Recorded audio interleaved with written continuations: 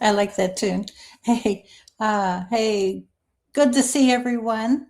Uh, hey, I got the prayer request. Thank you, and welcome.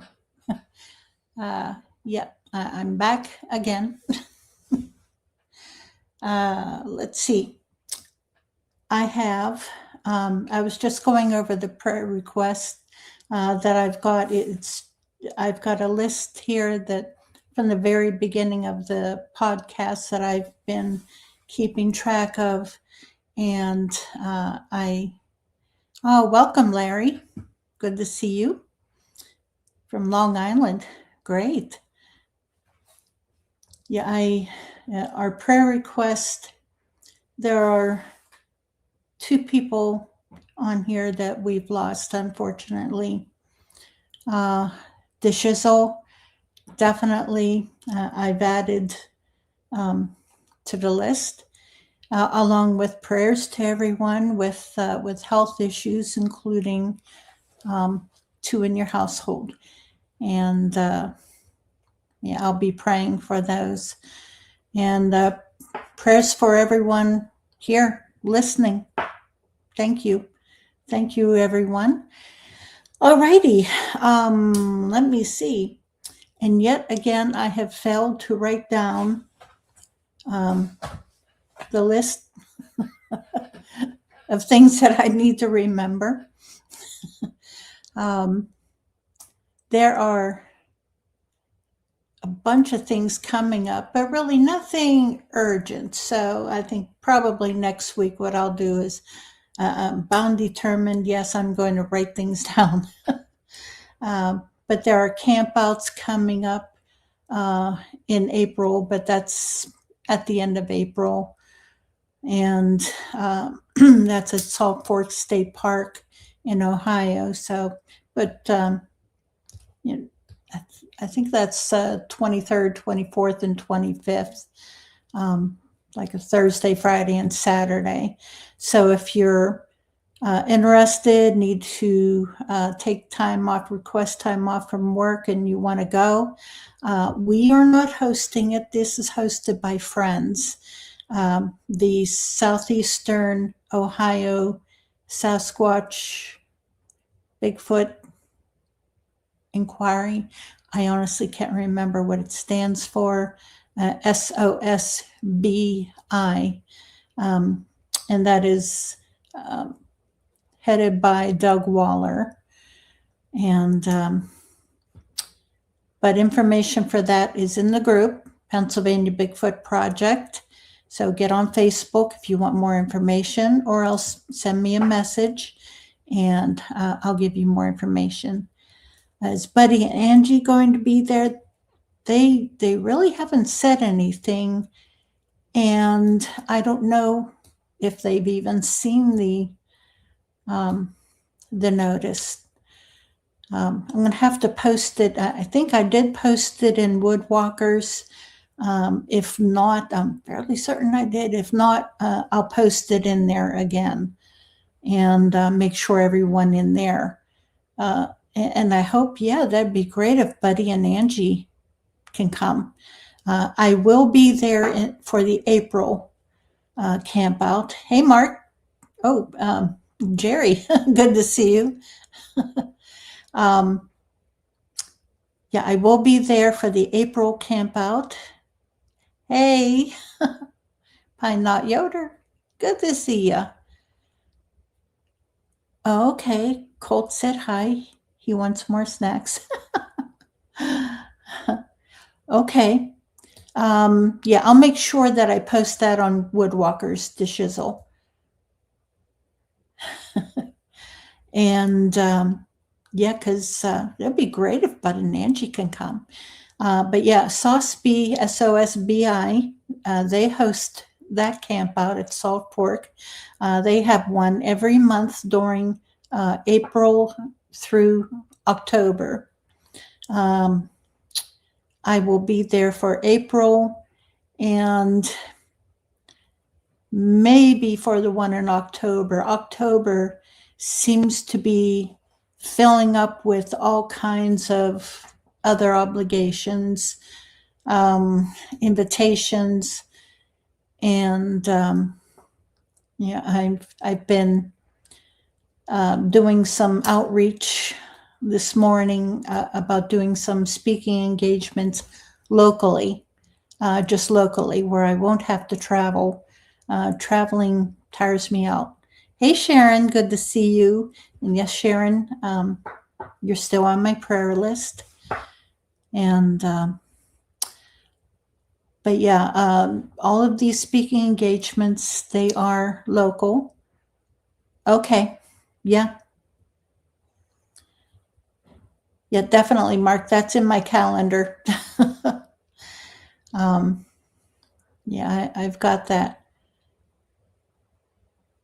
Okay. All right, Jerry. Break a leg. You got a show in 20 minutes. All right. Go get set up. But these will just be local. Some of them are breweries. Some of them are at restaurants with like a separate room, meeting room. And I'm going to enjoy it because I didn't do any last year.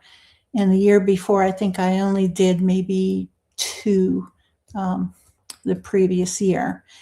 And so, like I said, these local ones I can handle. My husband, he'll be there to help me out, help me set up and make sure that I get everything that I need. And yes, I know Bill mentioned him last night on Old Line Cryptids. I repeat, and I think I say it every show, I have the best husband.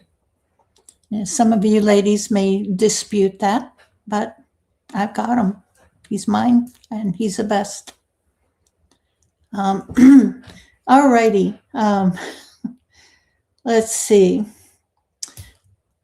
I had named this podcast Monkey Wench's Finding Bigfoot Adventures, and it I felt silly typing that out because I kept picturing Pee-wee's or Bill and Ted's adventures. But I needed something to capture attention and let everyone know that this one, if I wanted to have a guest tonight, yeah, I could have lined one up. But then I figured, what the heck? Every so often, we have a bunch of new people here and in our group. And so, remind them, that, I do have experience. I do have extensive experience. I am not an expert in any way, shape, or form. I try to help.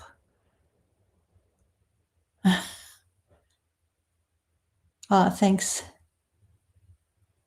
Oh, okay. Yep. Congratulations to Becca too.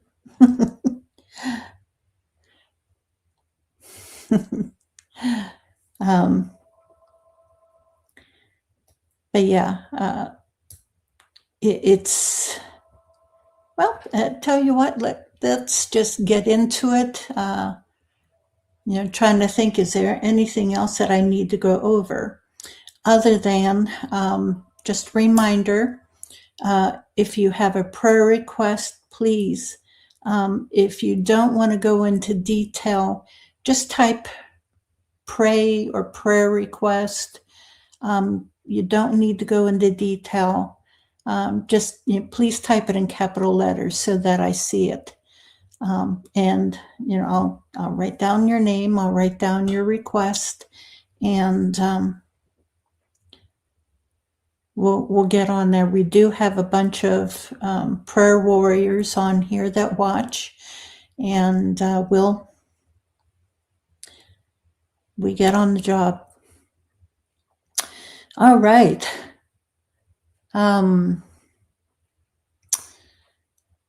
I know there were some things. I have, that's right, on the group, I have a ball cap with a Pennsylvania Bigfoot Project patch on it, as well as socks, Bigfoot socks, that if anyone wanted to purchase them, I have photos of them in the group. If you need a photo, I don't think I have it in here. I may have deleted it out of my phone and just make room. But take a look on the group. Just type in patch, the word patch. It should come up.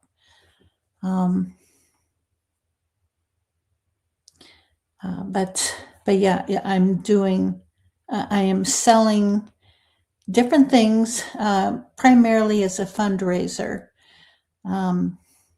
for the different trips, the campouts that are being planned.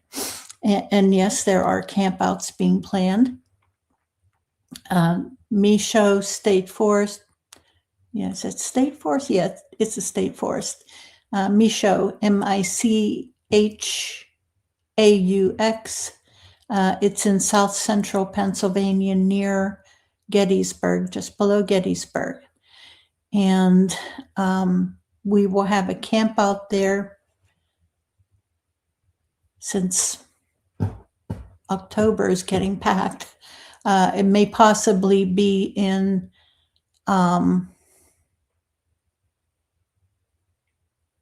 great, the shizzle. Yeah, it may just be in September, which I hope will work for you, the shizzle. West of Gettysburg. Thank you.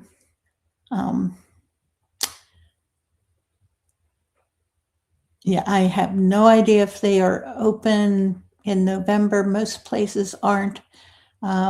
If it's possible that if they don't close until like mid-November, I may need to push it into like the first week of November, but we'll see. We will work it out. I'll check the schedule, and I think I'm going to try to hold off. If anyone wants anything else in October, I'm going to have to say no. Okay. Oh, thanks. I appreciate this, shizzle. Good. That's good. Yeah, I know, like from mid-November on, you're kind of chancing rain and so on. The cool weather, I don't mind. I can work with that, and hopefully everyone else can. But we'll try not to push it that far. November, beginning of November, you're still having warm weather. Okay, DeShizzle says, let me bring his comment up. There's lots of quartz and rare minerals in the area too. The natives used to go there just to mine rocks for tools in the spring and summertime. And hunt and pack back as they go back upstream. Very cool. Very cool. Quartz, that is kind of important right there. Interesting. Very interesting.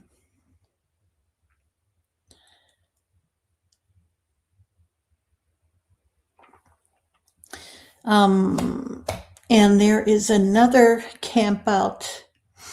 This one, I have an area, a state park in the Allegheny National Forest that I discovered a few years ago. And I love it. Absolutely love this area. It is premier. Love it.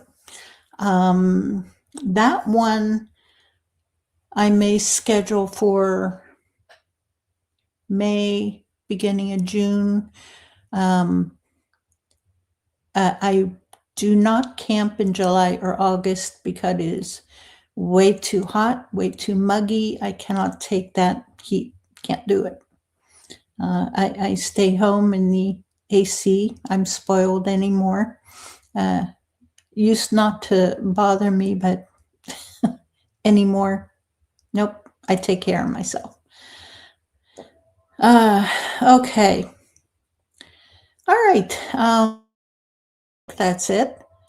Yep. I think that's it. So, let me go over a little bit of my history with Bigfoot. And some of you have read my book, and I appreciate, that you've purchased my book and read it. I do appreciate that very much. And as a reminder, if you want to purchase my book, it is $20 with $5 shipping. And I take PayPal, Venmo, and CashApp. I will autograph it for you and personalize it if you would like. Absolutely, the shizzle. Absolutely. You just let me know. Let me know when you want to order it.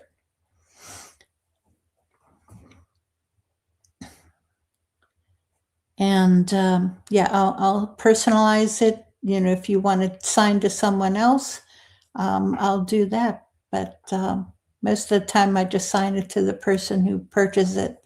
And okay, you'll get yours at Micho. All right. Absolutely. Absolutely. Okay. All right. My little bit of history, which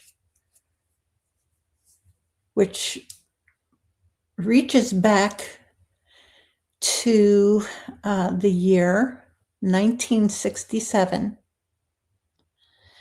Gary, yeah, I'll sign it Hulk smash.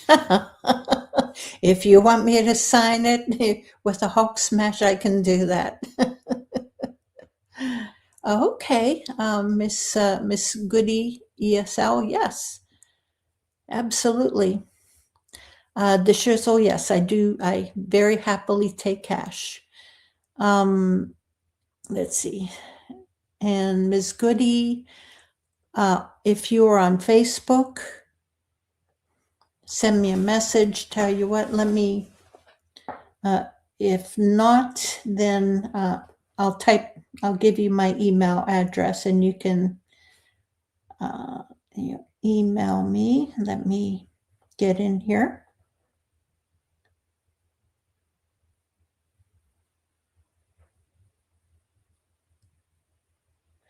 Talk amongst yourselves, guys.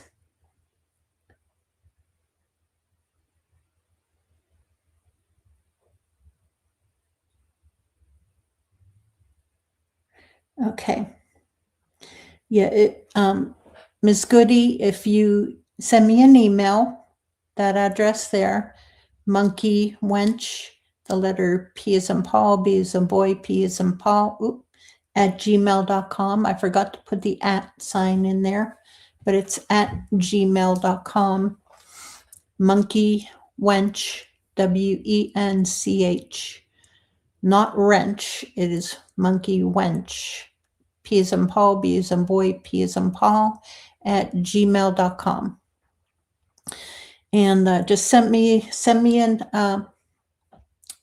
an email with your request, and I'll give you directions, for I'll give you directions for where to send that to. If you want PayPal, Venmo, CashApp, well hidden cash in an envelope, which I would not suggest, but or even personal checks. There's just a few days delay while it clears the bank. So, but okay. Yeah, let me type that in again. Yeah, because I forgot that @ and all right, PBP at gmail.com.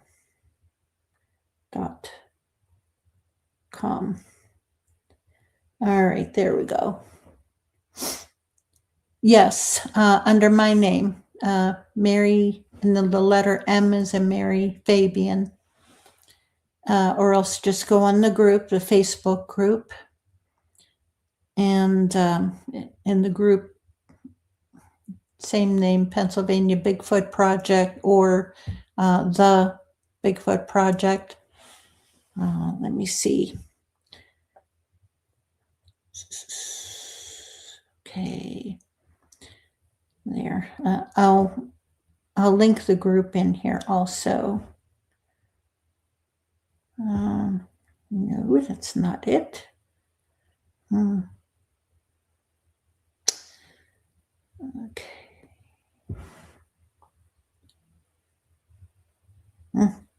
There. Share.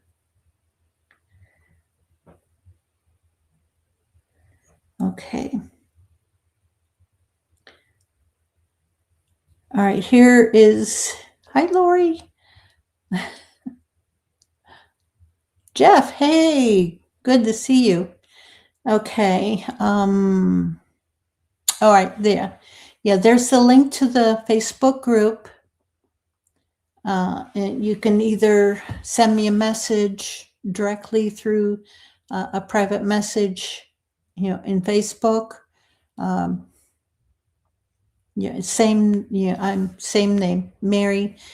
And in Facebook, I do the letter M as in Mary, Fabian, Mary M. Fabian. And that's what I go under on Facebook. All right. Let me come up here. I don't want to miss anyone because we're getting some new people in here, and good to see you. Good to see you, Jeff. You're still working, okay? All right.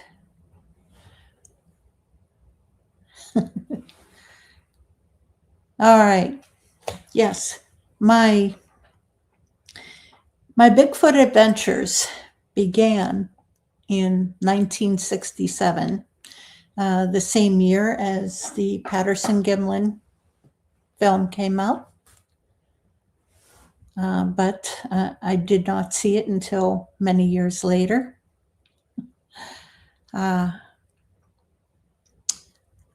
What happened, I lived on a farm. It was a 100-acre farm, and I loved walking in the woods. And so this one afternoon, I think school had just let out, so it was early summer, and so I was walking at the back of the property. At the back of the property, there was a gas line. Hey, Patty. Okay, there you are, Patty. Yes, you found it. You found the right chat. Yes, Patty, just get on YouTube, because I think that's probably where most everyone else finds it.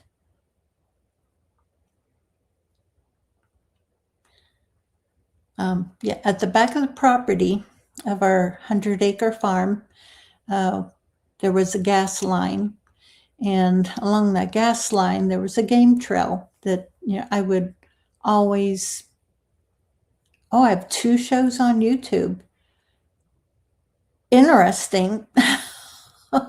Wow. That is strange. I'm going to have to see if I can fix that and stop. There must be something with StreamYard that's doing that. Yeah, sorry guys for the confusion. One is landscape and the other one is phone. Okay. Okay. I see. All right. All right. Yeah, I'll have to fix that in StreamYard. Sorry for the confusion. Okay.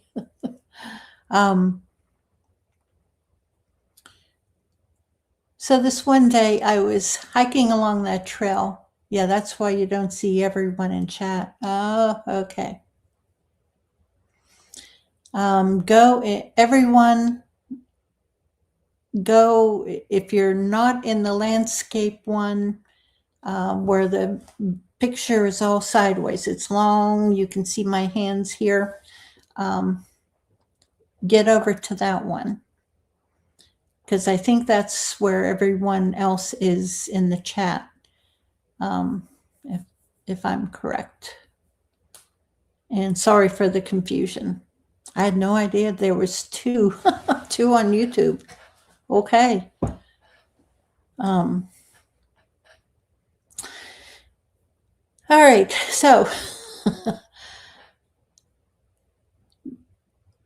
yeah, I was hiking along this game trail on the gas line.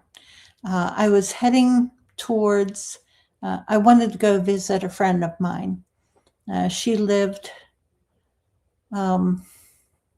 I don't know, maybe a mile or so away. Thank you, Gary.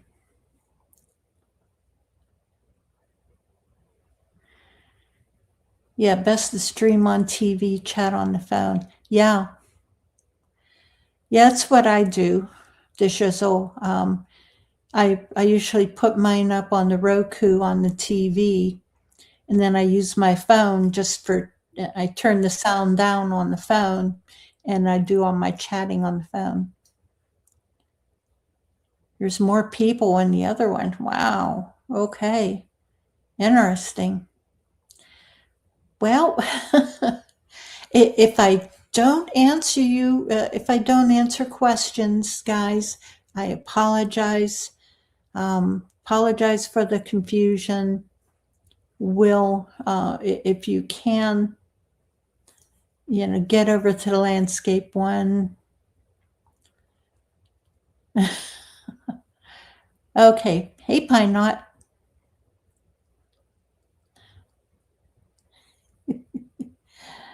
Oh, you're wondering why my picture is so little? Yeah, I know. It's a setting on StreamYard that I had no idea that it was streaming twice on YouTube. What I thought was that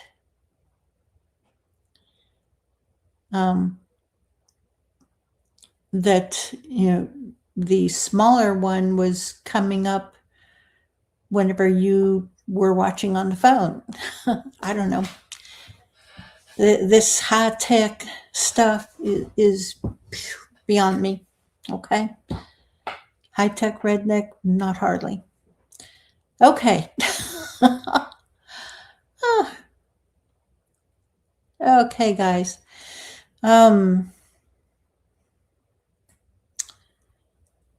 Yeah, like I said, I was going to visit a friend of mine, and she lived about a mile away, and it was if I walked on the road. But if I cut across, yeah, Gary, I will turn that one off next time. Definitely. Thank you.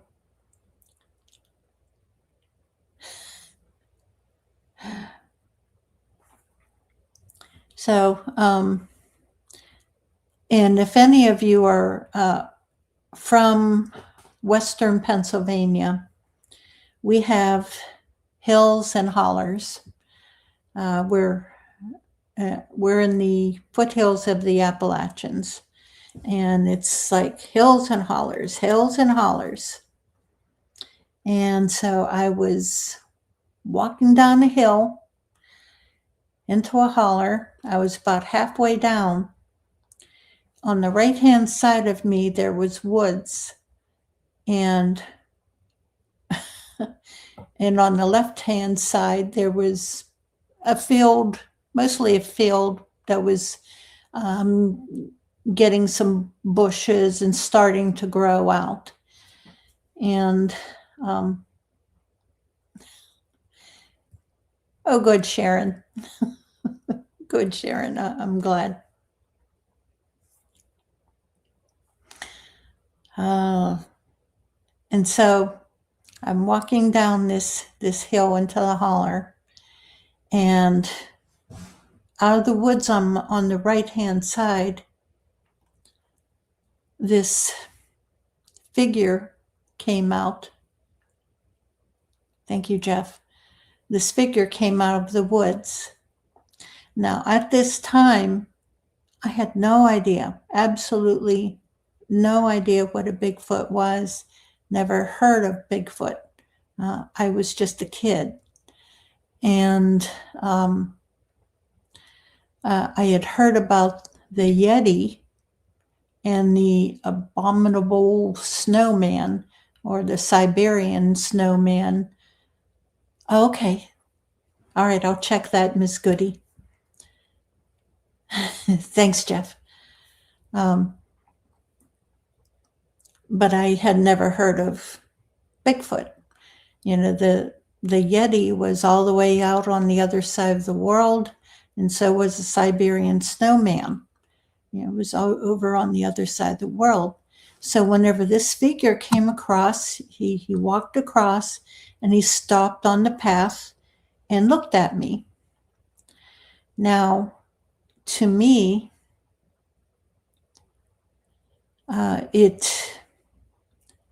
it looked like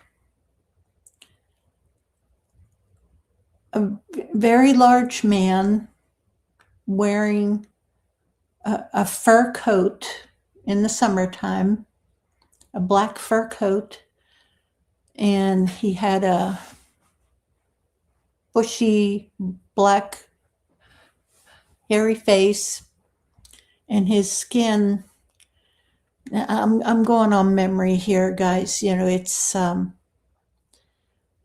you know, I truly, honestly can't remember exactly what his skin color was.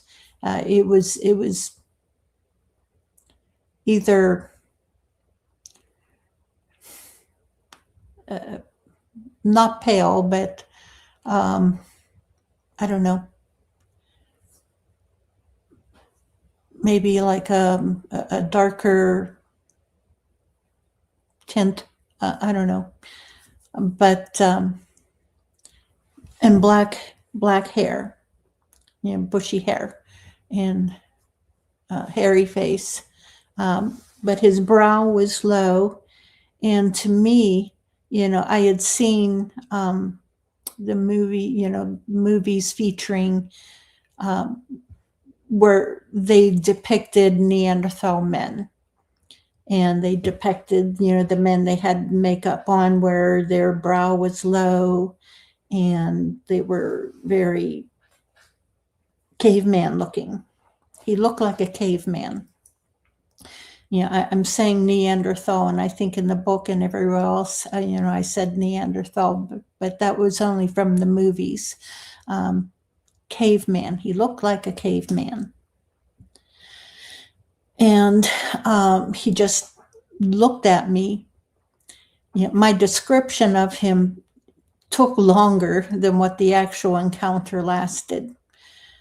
He just stopped, and Tammy, definitely, yeah, his face was lighter than his hair.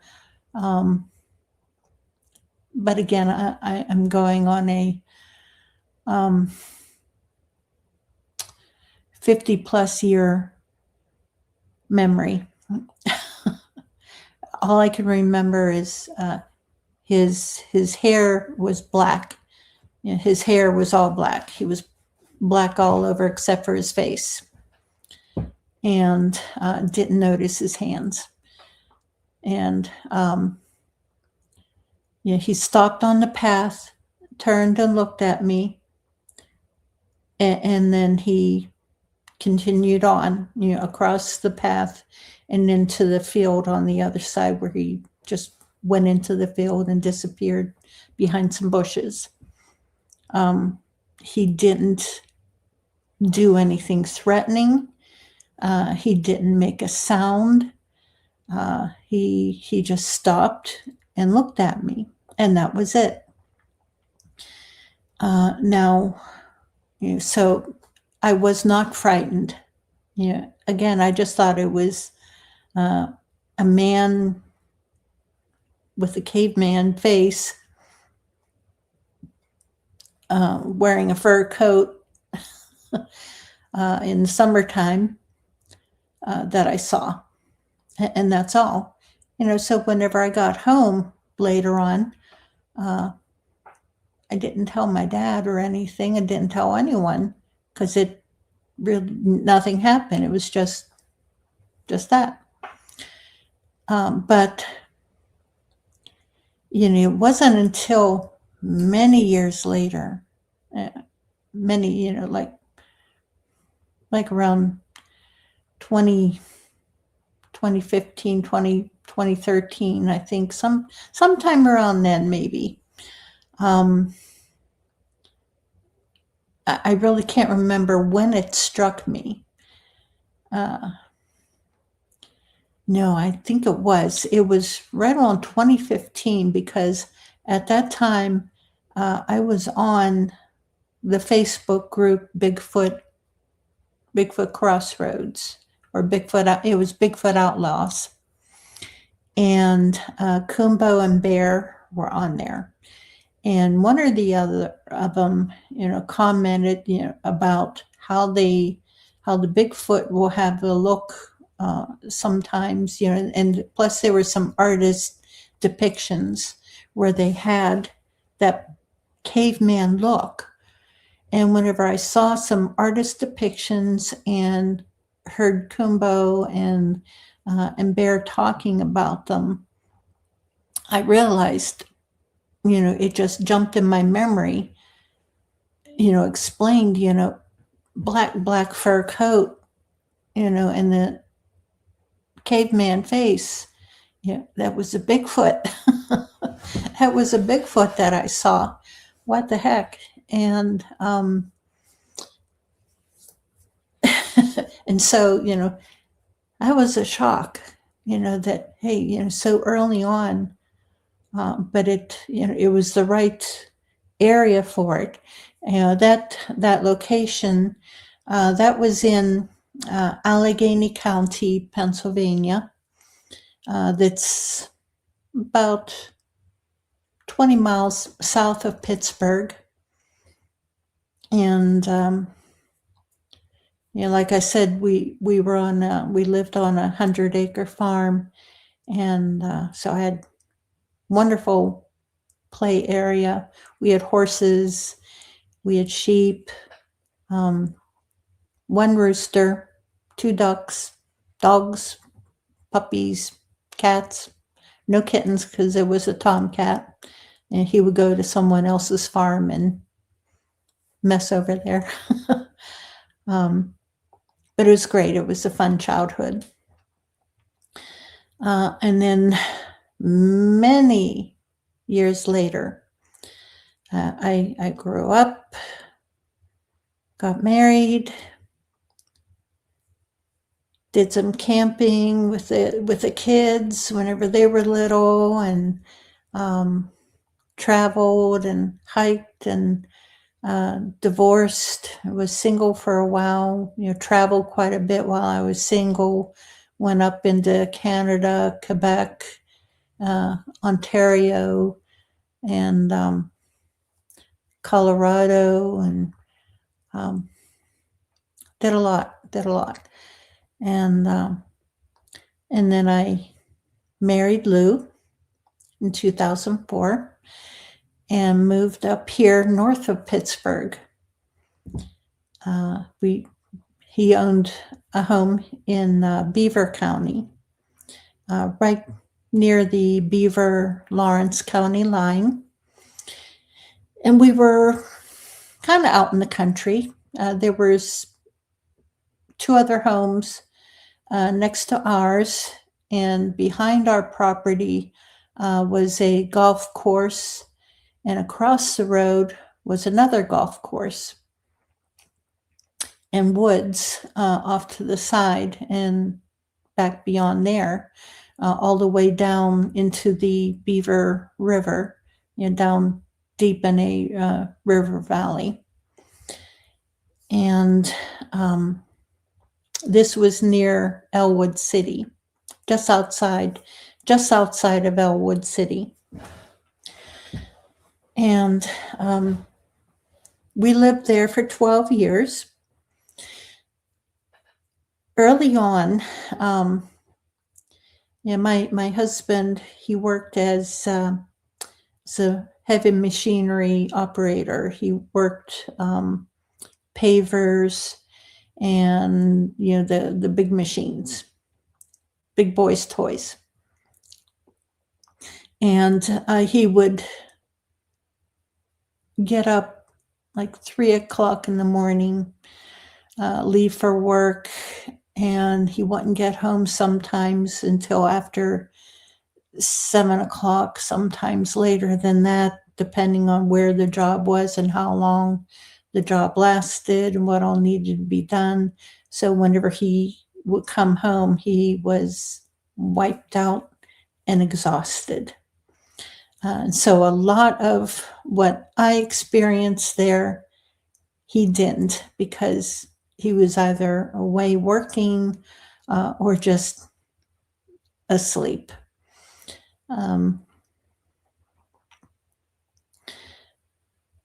Early on, and I don't remember exactly when it started, but it was fairly soon after we married. I think the first thing that happened there was I woke up in the middle of the night. I had something banged on the wall right behind my head where I was sleeping on the bed. It banged on the wall right there. And then I could hear conversation, talking, but I couldn't understand what it was saying. It was a garbled, gibberish, deep, gravelly, growly voice. And what I heard was, and I'll imitate it, what I heard was just a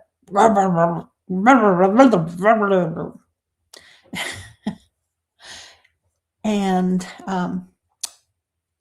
years after that, I listened to the recording of Ron Moorhead and his Sierra sounds, and it sounded pretty similar to what his recordings are, of the Bigfoot talking. And that's what it sounded like. As soon as I heard that, it was like, holy crap, yes.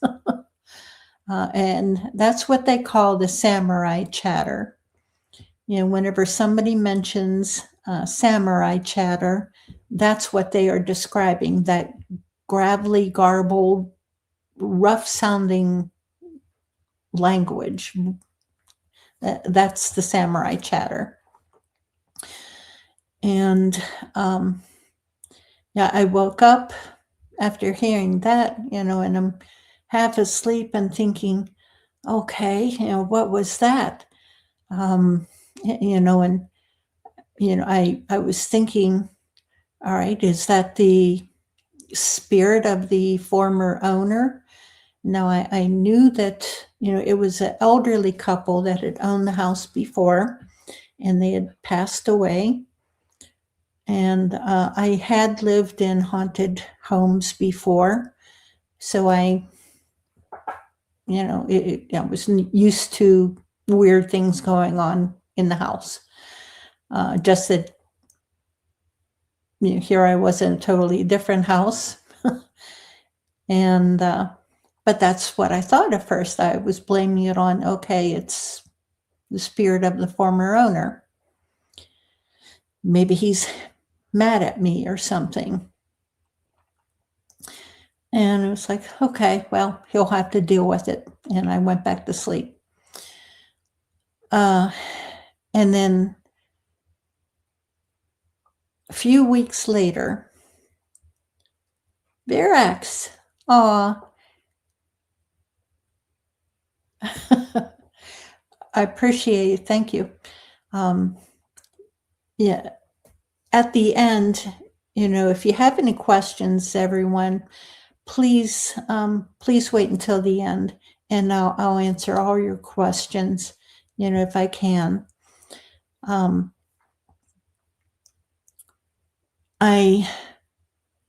This about every few weeks, 2 to 3 weeks, 2.5 to 3 weeks, I would hear, and I would be in different rooms. Sometimes I would be out in the family room or back in the bedroom, and something would bang on the wall where I was sitting, the outside wall.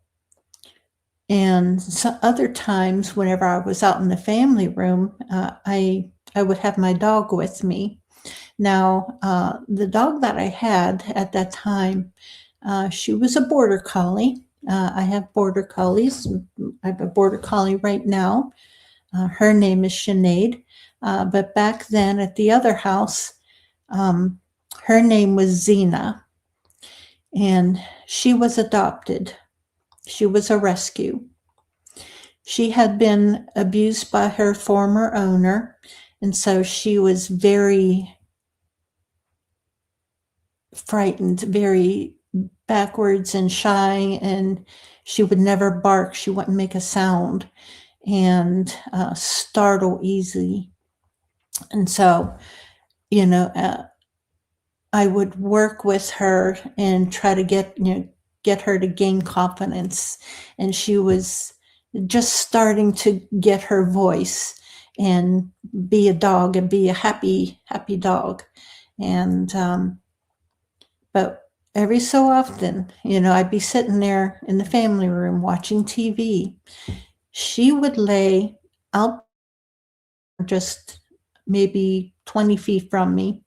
She would lay facing the back patio door. It was 2 glass doors, a patio door. And she would lay there where she could watch out that window. And every so often, every 2.5 to 3 weeks, if nothing banged on the wall, what would happen would be I would see her just give a very soft growl. It was a mixture between a growl and a whine, very soft, very low, just not loud, not threatening, just very soft, but there was a whine mixed in with a growl. Her hackles would come up, and she would crawl backwards until she was huddled up. She would crawl underneath the dining table, just crawl backwards until she was huddled up against me, up against my legs, and I could feel her shaking, and she'd be whining and growling, and whenever this first happened, it really startled me. What's going on? What is scaring her so much? I knew occasionally a bear would come through, like from Moraine State Park, but nothing on a steady basis. And other than that, I couldn't think of anything that would frighten her to that extent. And this would happen like every 2 to 3 weeks. And finally, she was going backwards in her confidence. And so, I was getting angry, and, that something was bullying her and threatening her, and just, like I said, being a bully to her. And So I turned into protective mom. And so the next time that this happened, soon as she, the one night, as soon as she started, I could see the hackles going up, and she started the whine and growl. And as soon as that happened, I jumped out of my chair. I ran to the back door. I had a golf club sitting there because I would do some chip shots in the backyard every so often. And I just grabbed this golf club because it was there, and I ran out the door, ran after it, and I hollered at it. And I said, you stop bullying. What the heck did I say? But I hollered at it. I was mad. I really was. I was very, very angry. And it just ran off. It ran up over the hill behind the wall and back where it came from. And I said, you leave my dog alone. That's what it was. I said, you leave my dog alone, you SOB. And just waving that golf club.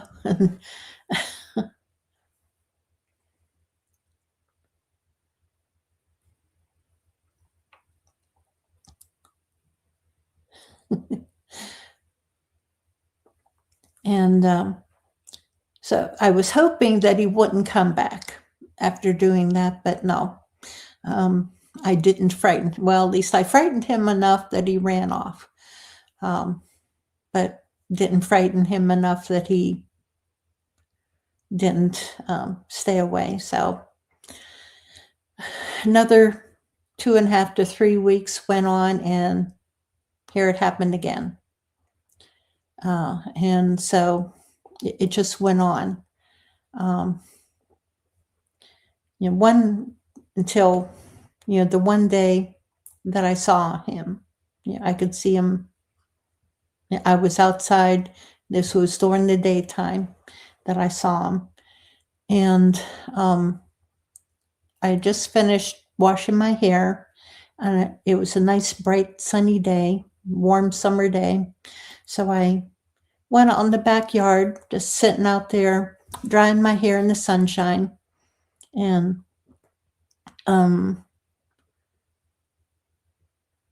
I may have been working in the garden too, can't remember, but I saw movement. There was a big stone wall at the back of our property, and it was a wall in between there was undeveloped part of the golf course, and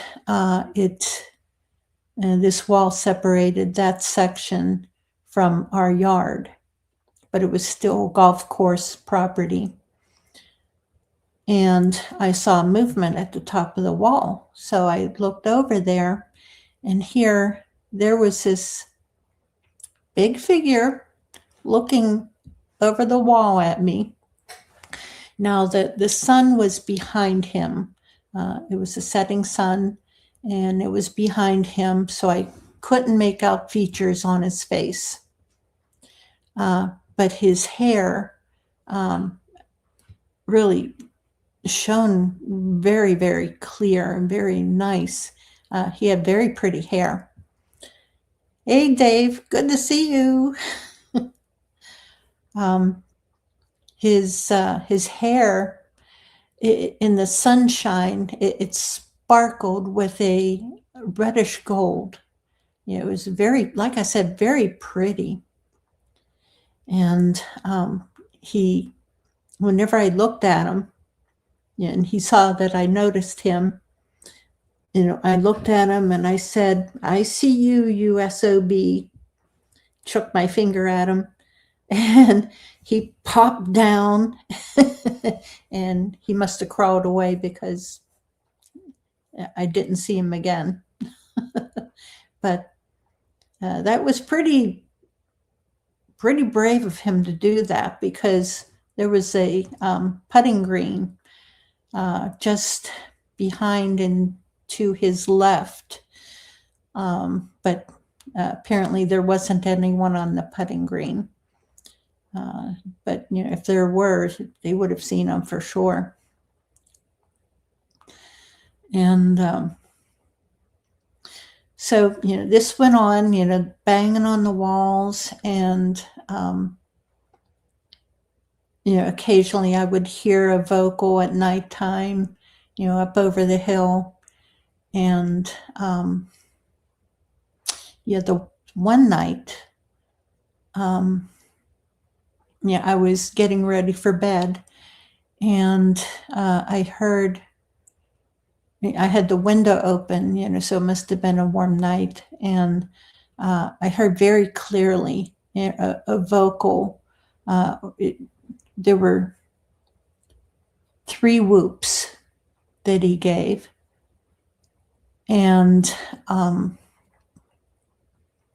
so I'm sitting there grinning ear to ear, that I could hear him so clear, and just listening for more. And then all of a sudden, a black SUV pulled into my neighbor's driveway. Now, this was midnight. It was after midnight. And somebody pulled into her driveway. She was a single lady. She had a big German Shepherd dog, and apparently she never heard any of this or never experienced anything, because I've spoken with her since. But this night, this SUV pulled into her driveway, and apparently it was in line with wherever the Bigfoot was that made the vocalization, because it pulled into her driveway instead of mine. And I saw someone get out of their car and knock on her door a number of times. And then they got back in their car and just sped off down the hill in the direction of where probably the Bigfoot was traveling to. That's why I suspect that they must have some of them tagged, at least, like I said, some of them, where they can follow them and track them. That's what I suspect. Another night, what happened while I was living there, I decided, and this was very stupid of me, this was after that Not Finding Bigfoot TV show had come on, and I happened to watch a couple episodes, and I saw them, they're banging on trees and doing the whoops, and I figured, oh, okay, I heard the whoop, whenever it was vocalizing, it whooped 3 times. I can do that. They do it on the TV show. I can do that. So I drove up over the hill, and from into the woods where I bet they hang out. I think it's an area that probably the juveniles hang around. And I drove up over the hill, back into the woods, and stopped my car, got out of the car, and I did 3 whoops. And I stopped and listened, couldn't hear anything. And I thought, okay. So got back in my car and drove back down to the house. Pulled in, and that was that. The evening went by. My husband got home from work fairly late, so he took a shower, ate, and went straight to bed and just collapsed. He was out, completely out. And I went to bed, went to sleep. Around 2:30 in the morning, I woke up to banging on the side of the house. behind me. And then something else banged on another side of the house. And then something else banged on the other side of the house. And then something was up on the roof. Now, we lived in a low ranch house. Something very easily, something smaller maybe jumped up or was lifted up. I don't know. But something couldn't have been heavy. Couldn't have been an adult one because he would have done something up there. So it had to have been a smaller one. But something was running back and forth across the roof. I could hear it. I could hear the footsteps as it ran back and forth across the roof. And in the meantime, banging on the side of the house. And here I am, I'm trying to wake up my husband, saying, Lou, wake up, wake up. And, I was scared. And he wouldn't wake up. He would not wake up. And this went on for a while. And finally it stopped. And then I was able to wake up Lou after it stopped. And he doesn't even remember me waking him up, but I woke him up and I told him, there's something banging on the walls. Go check the doors, make sure everything is locked. And so, God bless him. He went out and checked all the doors, made sure everything was locked, came back to bed, and that was it. And he doesn't remember doing that. And but yeah, we had quite a few things going on, whenever we lived there at that house. That it would come up, to the back door or come up to the kitchen windows and watch me through the windows. And we had a sensor, a spotlight that was a motion sensor spotlight in the back and the side. But apparently, I counted on those lights to catch, to make sure nothing would come up to the house, and they would not trigger. And, I would go out the following morning after, all this would happen, and I would look up at the lights and they would be turned so they wouldn't trigger.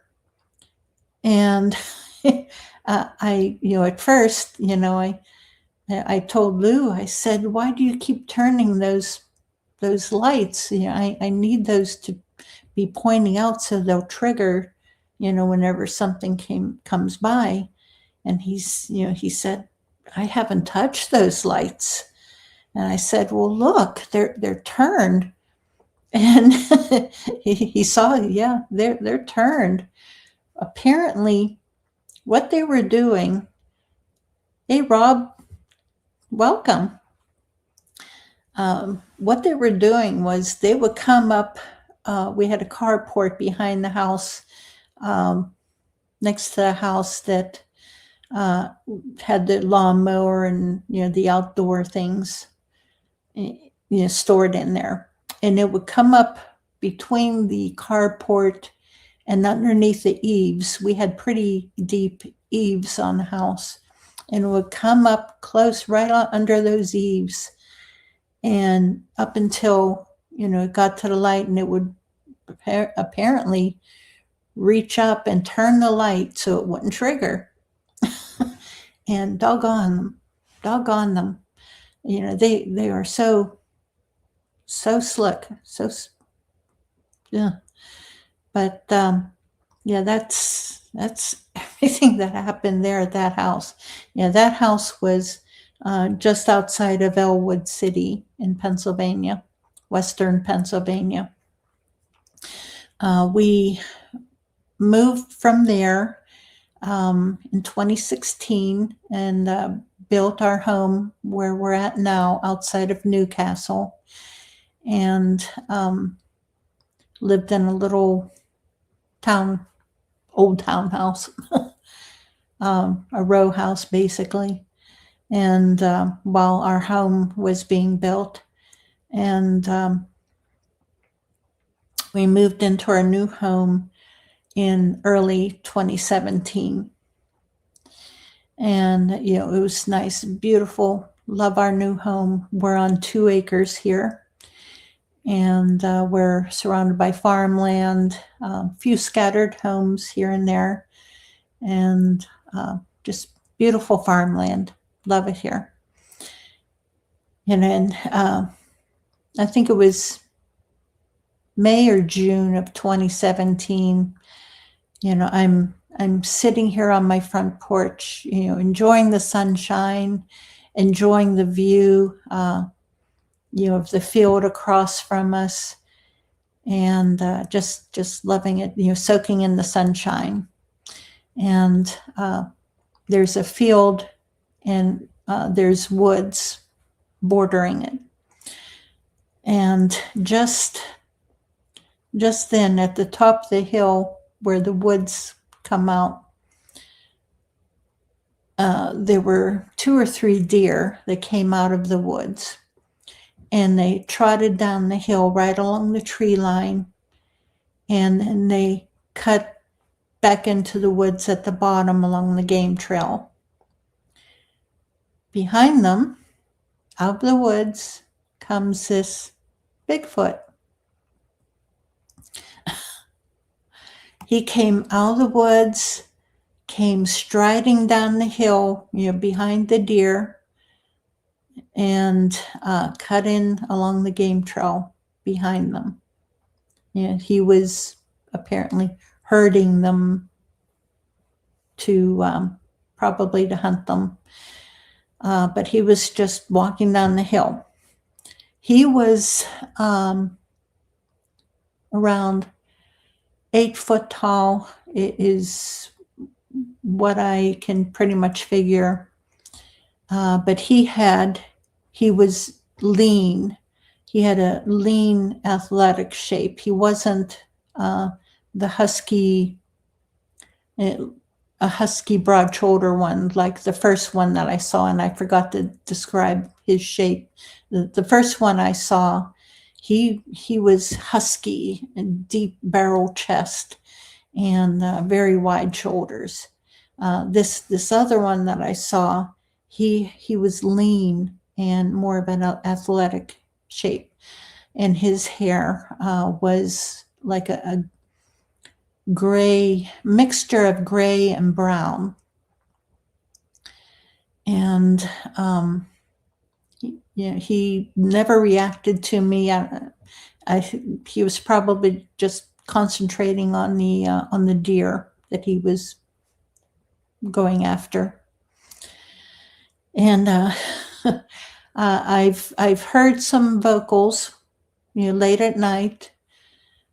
Some whoops occasionally, some other calls, and but they've never bothered us here. I've seen the gray one 2 other times as he was running through my yard, the backyard. I would be outside with the dog, letting her do her business, and I've seen him running through the yard late at night. But other than that, I really haven't seen him. Other than that, although I have received reports from other people in the area who have seen basically the same description, grayish brown and the lean physique. Although, he's more gray now. Although I haven't heard any reports about him recently. And this was, that was in 2017. Before we moved here, I kind of forgot to and skipped over this one. Back in 2015, we were looking for property to purchase and build our new home on. And so we went over the state line into Ohio, and we were traveling to go look at a property down, let me see, it was outside of East Liverpool. And so we were traveling along Route 11, I think it was Route 11 or 7, can't remember, geez. Between Beaver Creek State Park and East Liverpool. And we were traveling south along that road towards East Liverpool. So, my husband was driving and I was a passenger. And, I'm looking out the window. There's woods and hills and very pretty. I'm just looking out the window. And, we're traveling maybe around 40 miles an hour. And we come up on a dirt lane. And as we come up on this dirt lane, there's a Bigfoot came out of the woods and crossed that dirt lane and went into the woods on the other side. Now this one, he was much, much larger than any of the other ones that I saw. And he was coal black, just coal black. I saw the movement, as we went by. It was only like just a couple seconds as we passed by. And so I saw the movement, of his leg and arm. And then we passed by, and I didn't say a word, I'm just in shock, and thinking, okay, going through my head, all right, it wasn't a tree because I saw it move. It wasn't a stump because I saw it move. It wasn't a bear. It was much too large. And, I'm just working through my head what else that it could have been, but it wasn't. It wasn't a deer. It was way too big. And, finally, after I worked that through my brain, I told Lou, I said, can you turn around, please, and go back? And so he didn't question me, God bless him. He just turned around and we drove back, and whenever we came up to the lane, I told him, pull over here on the other side across from the lane. And we just sat there, and I'm looking out the window, at this lane, and I'm thinking, that was a Bigfoot. That was hey, Blackie, how you doing? And, I'm looking at this tree that it walked under, and I'm thinking, oh my God, that thing was at least 10 foot tall. It was huge, absolutely monstrously huge. It was huge. Holy crap. And so we continued, my husband turned around, and we continued on to look over the property, which of course didn't work out for us. And a few months later, my sister was up here and visiting with me. So she and I drove back over there, and I stopped at, the dirt lane, and it was completely different. There had been construction there where all the trees had been bulldozed down. It was all bare earth. There was a huge 10 foot tall with barbed wire chain link fence. No sign saying what was going on, just a tall chain link fence with barbed wire on the top. And I'm thinking, holy crap. Unfortunately, I really couldn't do an adequate investigation, because of that, because everything, the terrain was just completely obliterated. So that was 2015. And then I had, you saw the one here across the road, the gray one, walking down the hill behind the deer. That was in 2017. 2018.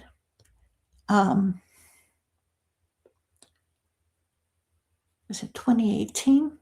Goodness, was it that far back? Holy crap, yeah, I guess so. Yeah. I was invited out on a expedition out to Oklahoma. Kumbo had given me a call and invited myself and my sister to come out there. And so we drove out there. The drive itself was something else.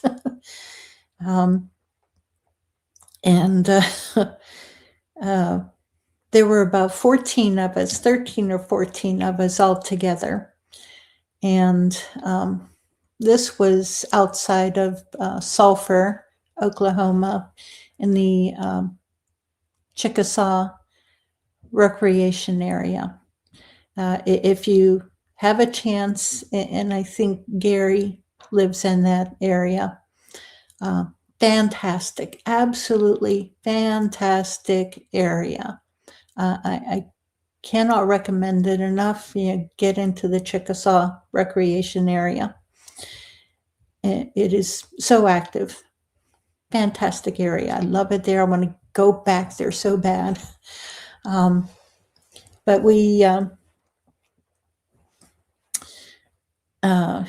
were there for a full week and had a great time.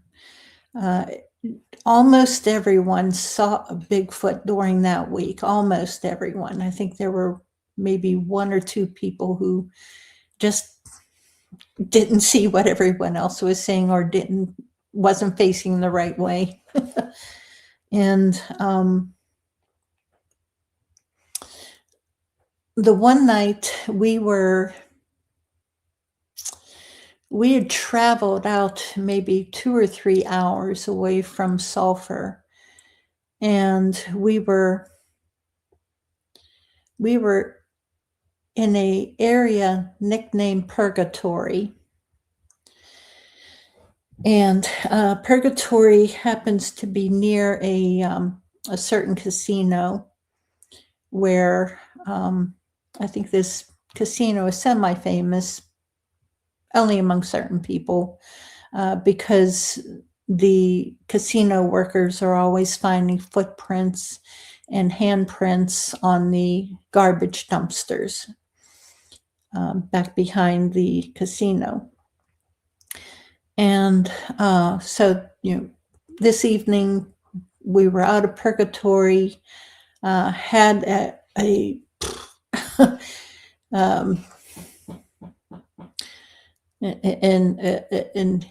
AP adventure there. Yeah, Gary, I know. Talking your country now. I love it out there, Gary. I truly do. You have a fantastic, love it out there. So pretty. Totally different terrain. And the earth is a red color. And whenever we drove down into Purgatory, we were feeling the dirt in the road. It was like a powder. It was just strange. It was just a red powder dirt. Excuse me, I need a drink.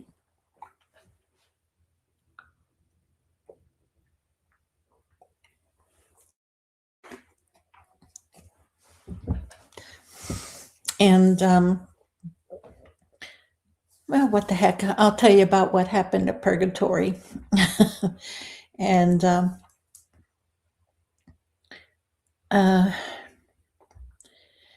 we were all outside of the trucks, except for my sister,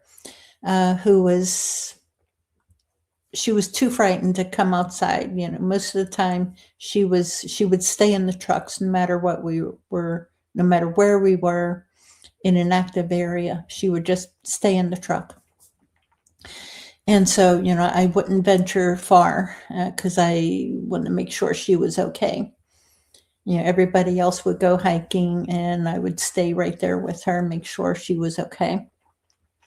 But at Purgatory, everybody stayed right there by the trucks. It was after midnight, maybe 11:30 or so at night, before midnight.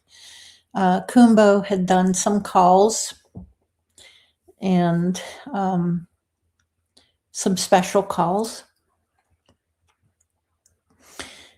And we heard 3 Bigfoot responding separately. And they were in 3 different directions. And whenever they responded,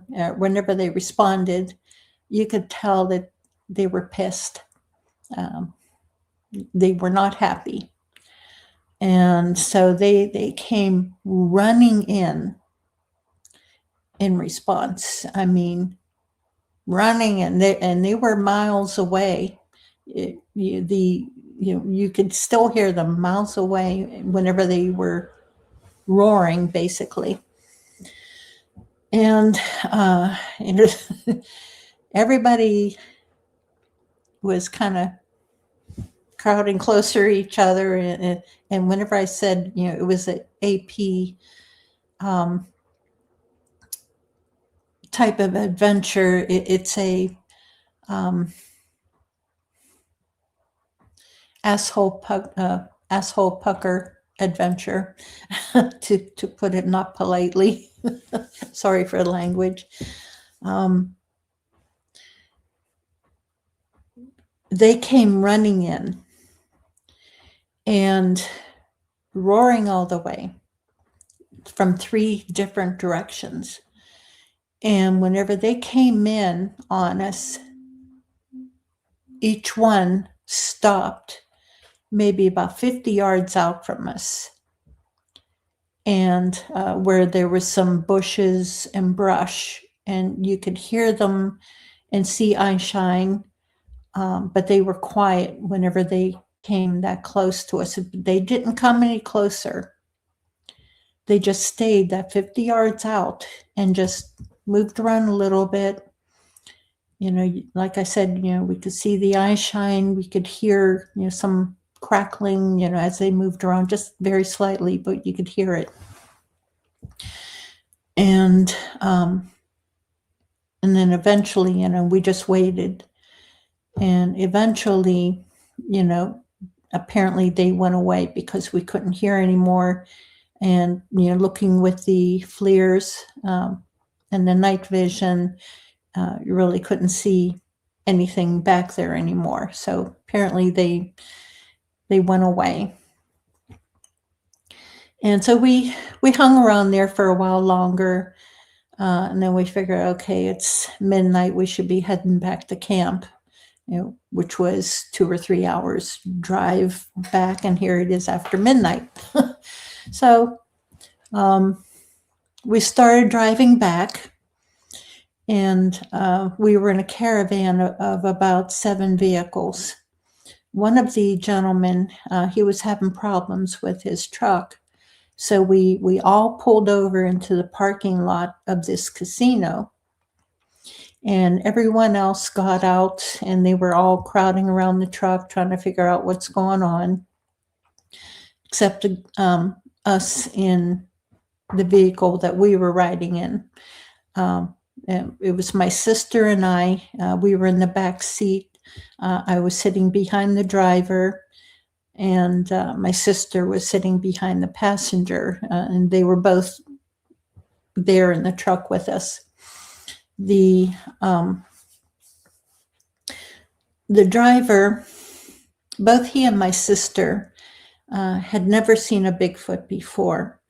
And so, every time we would stop, they would get on their phones and I always make fun of my sister. I always say, playing Words with Total Strangers game, Words with Friends, in other words, but I called it Words with Total Strangers. But no matter what they were doing, they were just on their phones constantly. And both Chuck and I, the passenger in the front seat, we would always tell them both, holler at them, say, if you want to see a Bigfoot, you got to get off your phone. And, but that night, both my sister and Dave, the driver, they were on their phones. Chuck and I, were sitting in their truck, looking out the window. We were facing, ahead of us to the left was the casino, and then another building. There was a gap between the casino and the other building. And right in front of us was the large parking lot, brightly lit parking lot. And then to the right, there was the highway, and then woods on the other side across the road. Chuck and I were looking out the window. Dave and my sister. Hey, Suzanne. Good to see you. Dave and my sister, they're on their phones, playing on their phones. All of a sudden, something came running out from in between the casino and the building next door. It was a Bigfoot. He ran, full out across this brightly lit parking lot, through all the pickup trucks and the cars, past those, across the highway. He ran past the highway sign, and then into the woods on the other side. Yeah, he was just full out run. And I'm just sitting there like, and Chuck says, "Did you see that?" And I said, "Yeah." And both of us said, at the same time, we saw a Bigfoot. That was a Bigfoot running through the parking lot. And Dave and my sister looked up from their phones and saying, What? We missed it." Yeah. If you wouldn't have been on your phone, you would have seen it. But we got out and we told the rest of them. No, they don't. Well, they have as much of a healthy fear of us as we have of them. It's respect, especially whenever we carry weapons, because they know if we're carrying weapons, they can most likely smell the oil, that you use to clean your gun. That's a pretty pungent smell. Yeah, right through the brightly lit parking lot. This is after midnight, so it's the parking lot of a casino. It was very brightly lit. As we're sitting out, standing outside, talking, telling everyone else about what we saw, a guard from the casino came walking out, and we told her what we saw, and she said, "Yeah, we see them, all the time." And I said, "You probably have them on your security cameras." And she said, "Yeah, but we're not going to release that. That'll get erased." And she said, they want people to go there to gamble, not go to the casino to see Bigfoot. And so they won't let it out. And apparently the restaurant employees are afraid to go outside at night after dark to take the garbage out, because they may run into a Bigfoot at the dumpster. They refuse to take the garbage out at nighttime.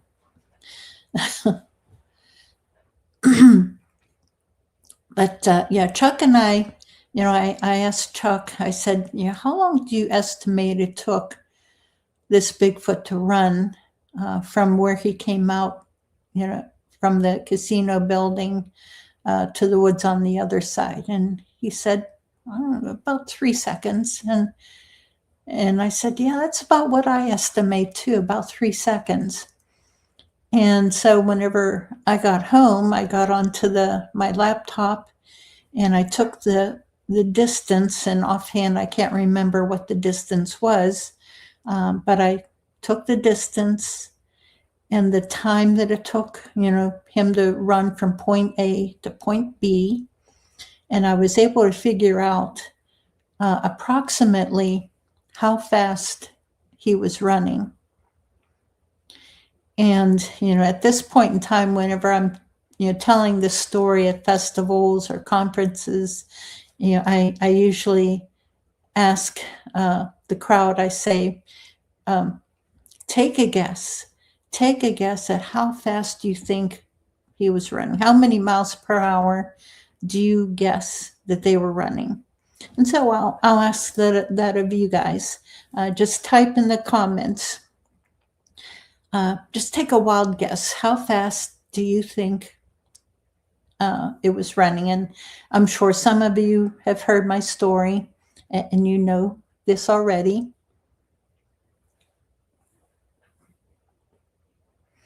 So I'll wait a little bit till we have one guess.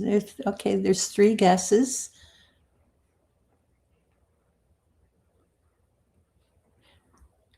Come on, keep them coming. Okay, keep them coming.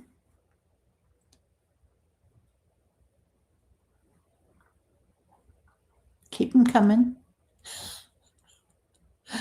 It's pretty exact, Chad. You're wrong, but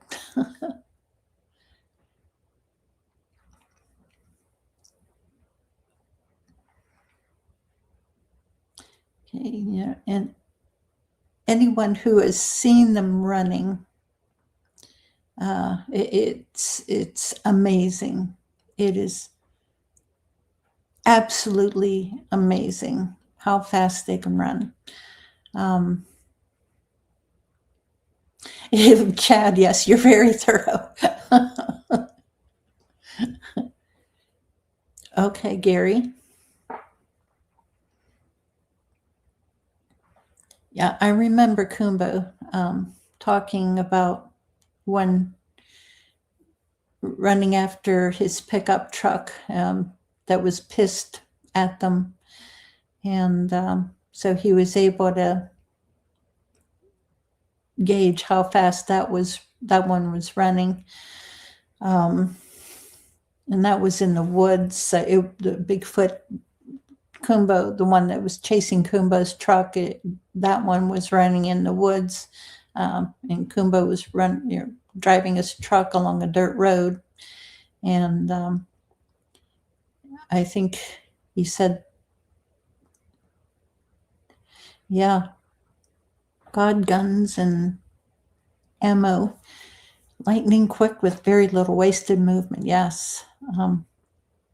Suzanne, I've only seen, here, let me highlight your comments here. I've only seen quick bursts and blink of an eye. Lightning quick, very little wasted movement. And here's Gary. Had one chase me over 50 miles per hour. I saw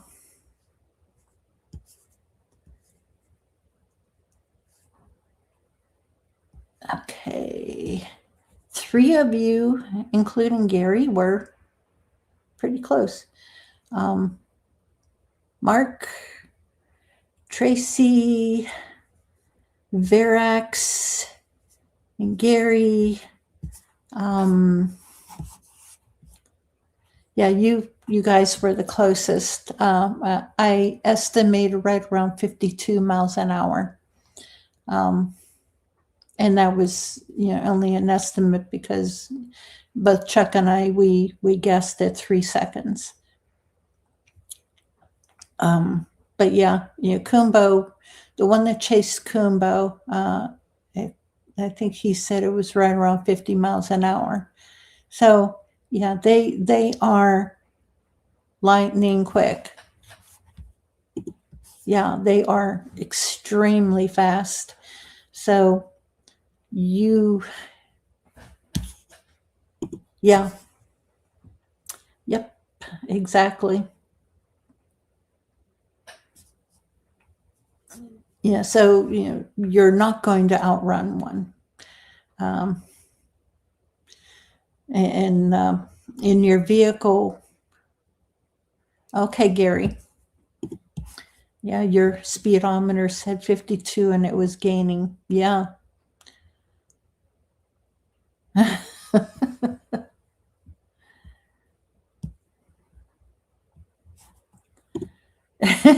Okay. It was done eating from the dumpster, so it was full and slower. Okay. Very, very good.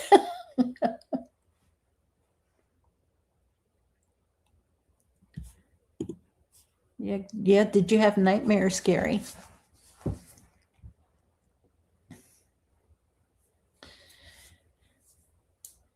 I know I don't. I think because most of mine were really weren't threatening, although there were the 3 who came in on us at Purgatory. Like I said, that was a AP adventure. Pretty scary, but I am not traumatized by them. Yeah, there have been times whenever I've had rocks thrown at me and tree limbs thrown at me. There was one time that one bluff charged me. Because in all 3 instances, it was because I was either trespassing into their territory and it wanted me to go away. And the bluff charge was because I was in their hunting area and it was dusk and they wanted to hunt. And so they were getting pretty frantic and wanted me to go away. And I wasn't, because there was a disabled lady in a vehicle next to me, and I could not leave her. I wasn't about to leave her. And so it came rushing down the hill through the woods at me, but it stopped right before coming out. But I heard this tank, it sounded like a tank, come rushing down, a boulder came rushing down through the woods, but stopped. And then, and so, stood there in shock, of course. But no, I couldn't leave, and I kept telling it because I could hear it moving around trying to intimidate me into going away. And I kept saying, I can't go away. This lady is disabled. I cannot leave. You have to be patient. You have to wait. We'll go away eventually. Just wait. Sharon, yeah, I have a different dog now, but this one, she has had her own Bigfoot experience out at Salt Fork State Park. And so she is affected by them also. She was traumatized by one evening out at Salt Fork. And so, yeah, I don't, if I take her camping with me, it's in an area where it's safe. I won't take her into a very active area anymore. I leave her at home or else put her into a kennel. and let her play with other dogs at the kennel. But no, I won't put her into danger and have her traumatized anymore.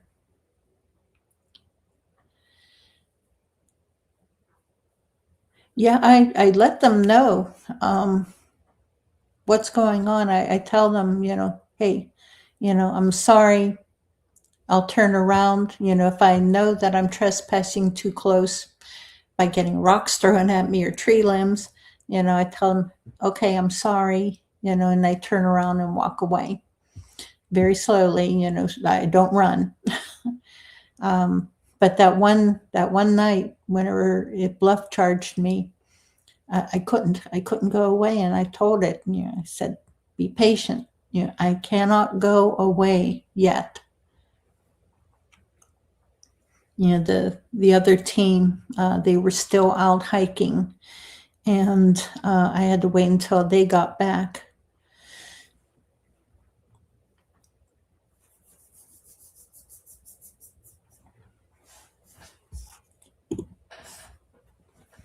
Okay, the Shizzle says, I found that if you state your business out loud while thinking hard, the communication is key and intent is delivered depending on location. Result is benevolent and understanding, in fact, coexisting. Sometimes.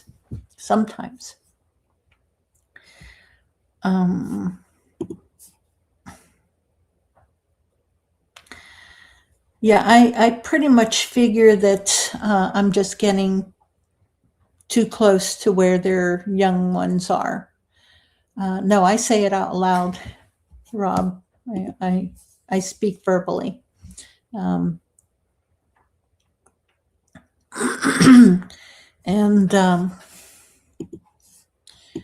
there was another time we were camping Prince Gallitzin State Park. This was very late, and there were, I don't know, 5 or 6 of us sitting around the campfire talking. And apparently they wanted to come through. I don't know what they wanted to do, but they were just messing with us.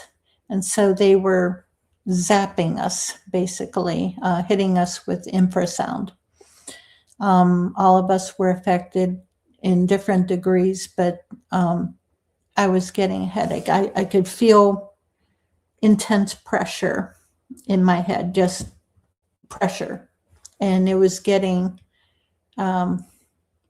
worse and worse until I was starting to get a migraine. It was just the pressure was getting so bad.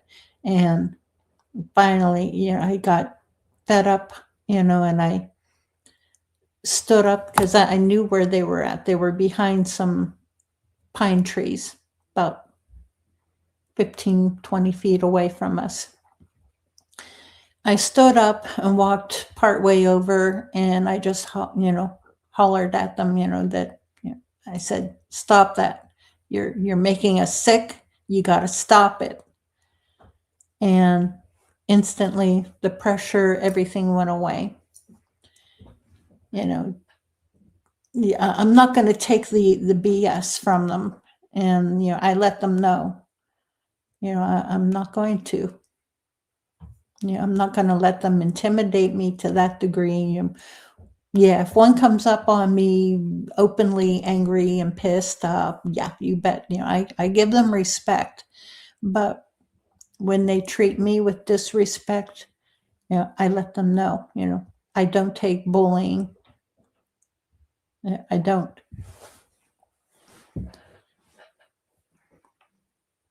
And Rob, it's either that or else incredibly stupid. My Irish gets up, and I get pissed. Bigfoot whispers, no, it's more like, no.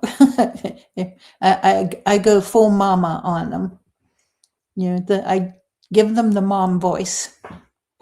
You don't piss off mom, in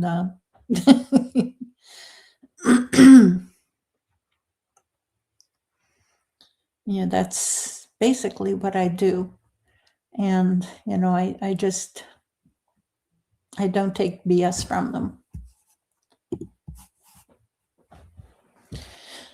Okay, the adolescent juveniles have to prove themselves or feel like they do, just like older cultures and civilizations.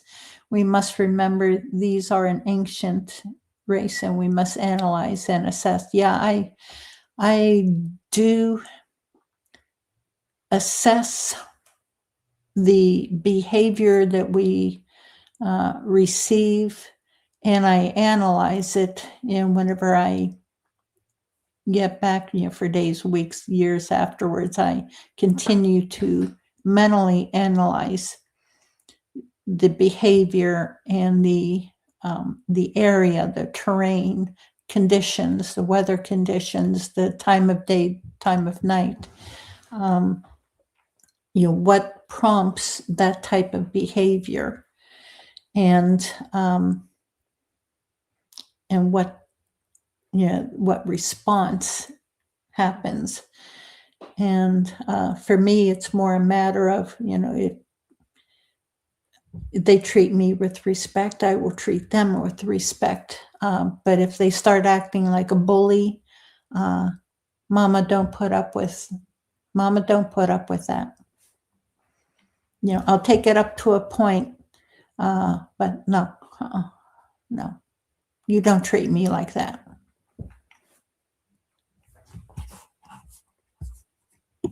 Like I said, probably incredibly stupid of me. But unfortunately, that's just what I do. Don't do what I do, guys. Okay, don't do what I do.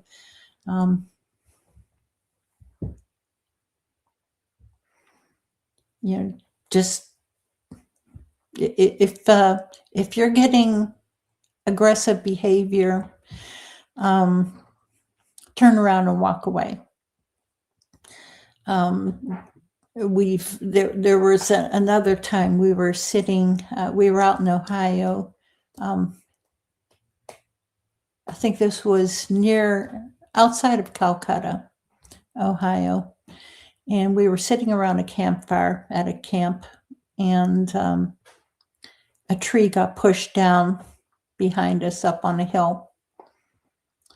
And so we sat there, okay, it wants us to go away. Okay, but we're sitting here talking. We're not going to go away. Another tree gets pushed down. It's like, okay, he's getting a little insistent, but we're still here talking. We're not done. A third tree gets pushed down. But no, we didn't get up and go. Whenever we were finished talking, we were all too tired.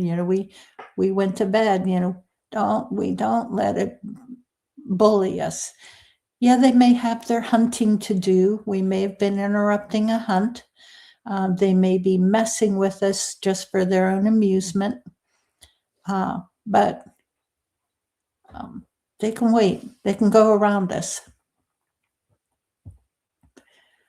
And that's just, that's just what I do. But again, don't do what I do. Okay, don't do what I do. You have to know by experience your response to what they are doing. You have to gauge that. If they're getting really aggressive, get up and go away. Don't run. Okay, don't run. If you run, you become prey.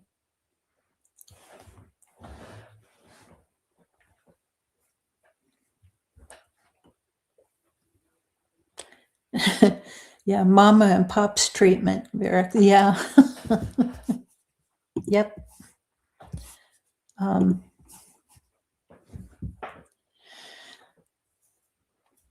Yeah, I'm part Irish, part Native, part German, part English. Heinz 57. So whatever the mixture that I am, That's there's a lot of stubborn in me, and plus I'm short. So short people, we got this chip on our shoulder about bullies. So that's kind of where my attitude comes from.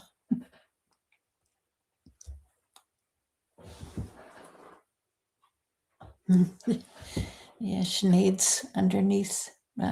I have a dog bed underneath the desk, and it's a nice big dog bed, and she's all stretched out up underneath there, and it's like her own little den, her cave underneath there.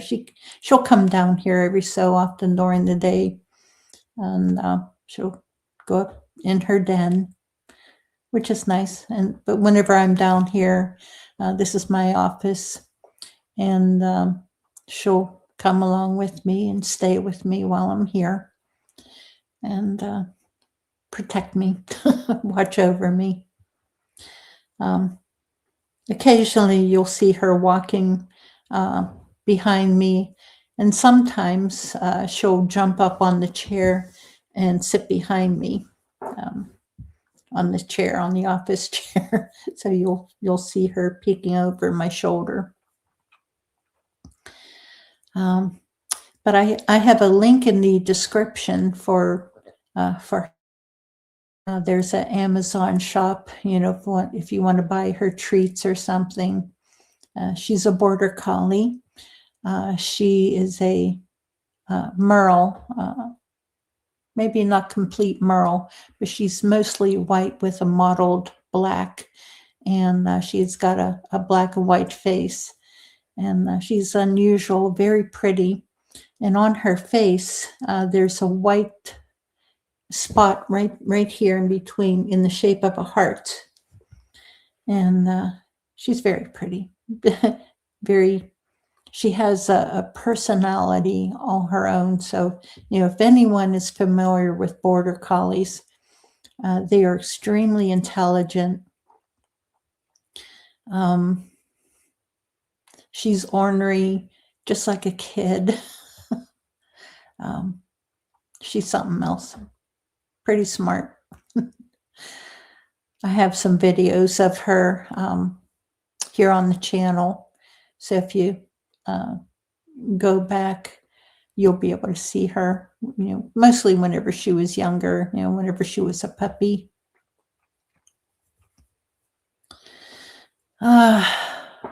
Let's see. Any questions, guys? Yeah, basically that's, I've had some little experiences here and there while camping. Some of the camp outs that we've gone to, where whenever I was sleeping in my pickup truck, one would come up and push on the truck and rock the truck while I'm sleeping inside, and I'm like, oh, come on.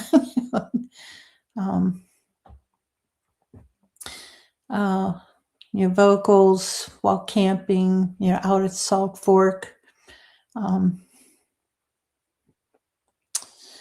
Different things going on. We have a great time. And the one area that I want to have a camp out at, up in the Allegheny National Forest, it's a great area. If you want to join us on that camp out, get on the group, Pennsylvania Bigfoot Project. If you do a search on Facebook for Pennsylvania Bigfoot Project, it'll come up as the Bigfoot Project. I recently changed the name and just expanded out from Pennsylvania Bigfoot Project to the Bigfoot Project, because we cover Pennsylvania, but I travel so much out of state and have so many adventures, everywhere else also, that I figured, what the heck.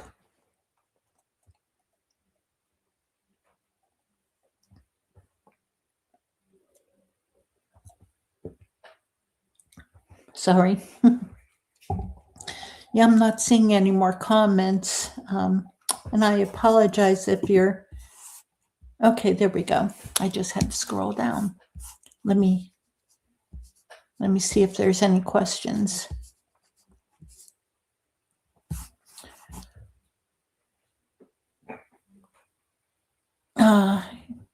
Thank you. Thank you, Lori.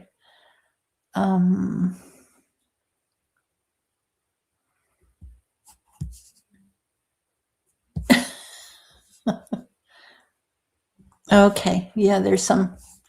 Oh, Rob, I am not hardly an expert. There, not hardly.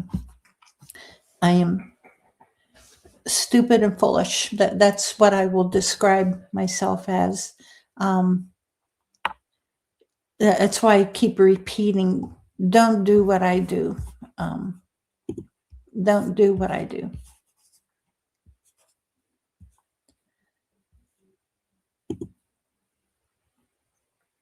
Oh, I appreciate it, Lori. Let me scroll down here. See if I see any questions here. Okay, let me... Yeah, Verax. Yeah, be direct, firm, and grounded in respect. Yes. Yes. Respect is key. Absolutely. And, I may not emphasize that enough, here in the podcast. I try to in the group, and I do in my book. Always be respectful. Be respectful of them as a race, their territory, and they themselves. Be respectful of them. Treat them with respect until they treat you with disrespect. But even so, just turn around and walk away. Don't do what I do. But yes, treat them with respect.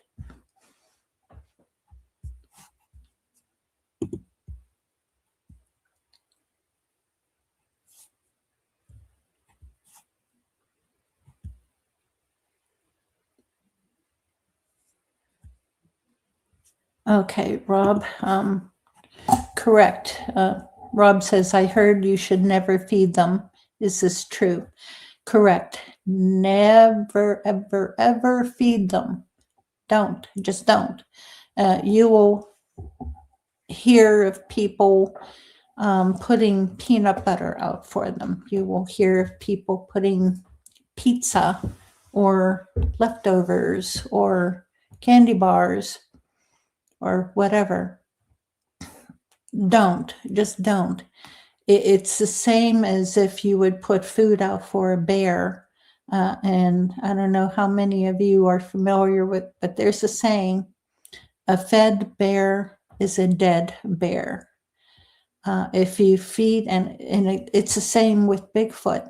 If you feed them, they will come in, and it just becomes a dangerous and extremely dangerous situation.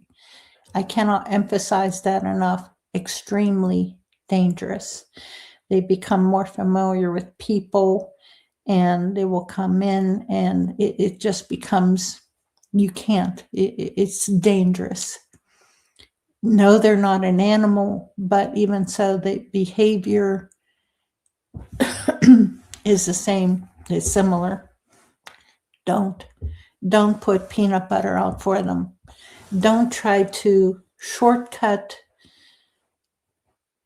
and try to build a relationship by doing something so disrespectful as feeding them. And it is extremely disrespectful. You can put an apple out every so often, but other than that, I wouldn't do anything. They're perfectly capable of finding food for themselves. They've been doing it for thousands, tens of thousands of years. Just don't. They don't need it. It's disrespectful and dangerous. People who put jars of peanut butter out, by leaving that jar out, you are endangering other wild animals also. People, have found raccoons with their head stuck in the peanut butter jar, just suffocated. Deer will stick their snout in there to lick at the leftover peanut butter, and it's stuck on their snout and they suffocate and die. Don't. Please don't. Verax, yes, border collies are the best. You have to be a special owner.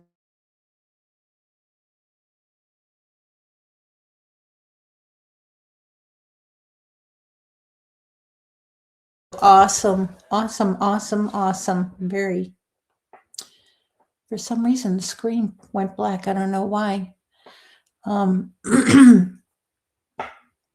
That's awesome, Gary. Cool.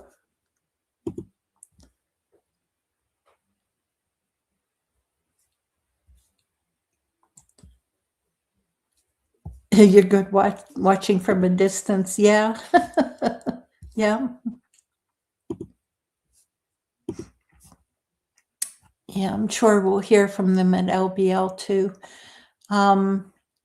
Yeah, you'll probably hear some vocals. You may.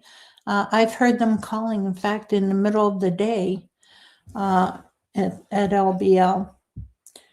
LBL, guys, with those not familiar, LBL is Land Between the Lakes. That's Kentucky and Tennessee.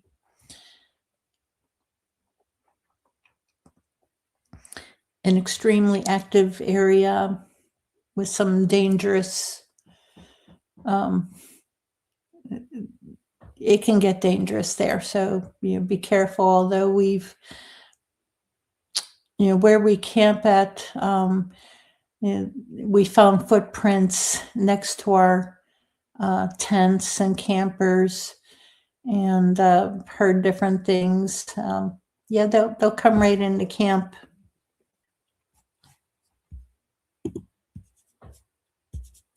Yeah, I've heard about them rocking people's campers there. Okay, Captain Slack, greetings from Phoenix, Arizona. Is Arizona Bigfoot real? Yes, there was a gentleman, Mitch, I cannot remember his last name, but he used to have, he passed away a few years ago, but he had a Facebook group called the Mogollon Monster or something like that. But he would go up on the Mogollon Rim and do a lot of Bigfooting up there. But yeah, they're in Arizona, absolutely. So, welcome.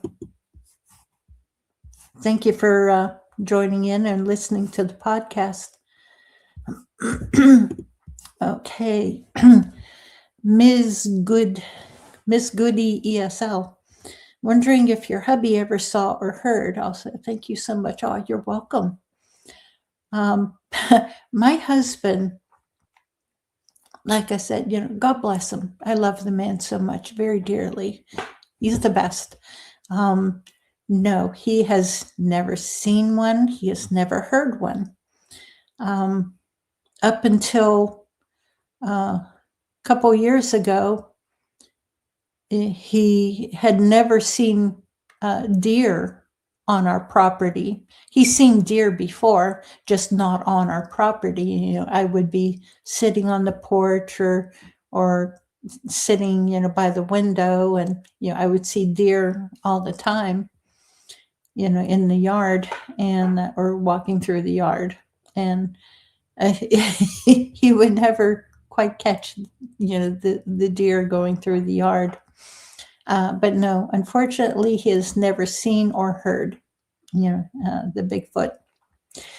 He believes me, and he supports me 100%.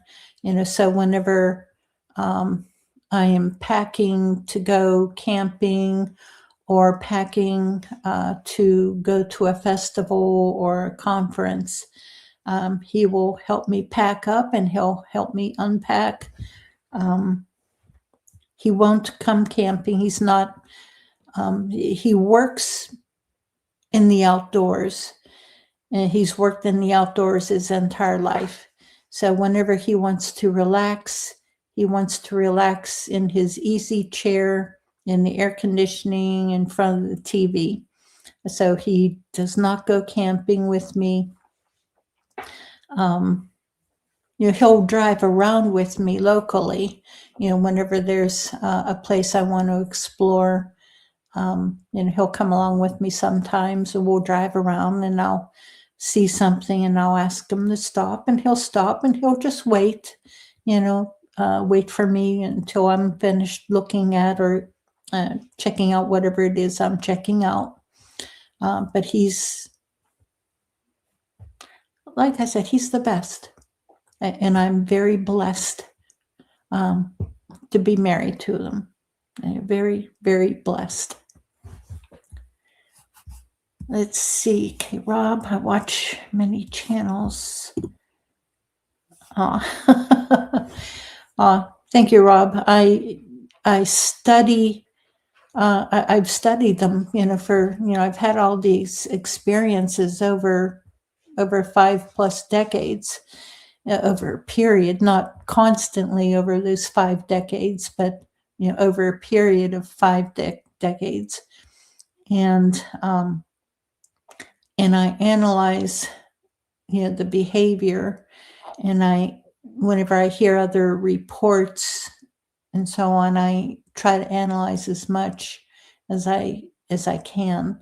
I could be totally wrong with what I interpret. I admit that, hey, I don't know everything. I'm still learning every single day. I learn something new every time I talk to a witness or to another experienced Bigfooter. I learn. I love talking to other people and hearing their stories, because you learn something new, because there's some little tidbit, that's different, or it matches and confirms what you've experienced. So it's a great hobby to have. It's an expensive hobby, extremely expensive. That's why, I sell my books, I sell T-shirts. I have the Bigfoot socks and the Bigfoot ball cap that I'm selling right now, with the Pennsylvania Bigfoot Project patch. And I've got hoodies here. I've got T-shirts here.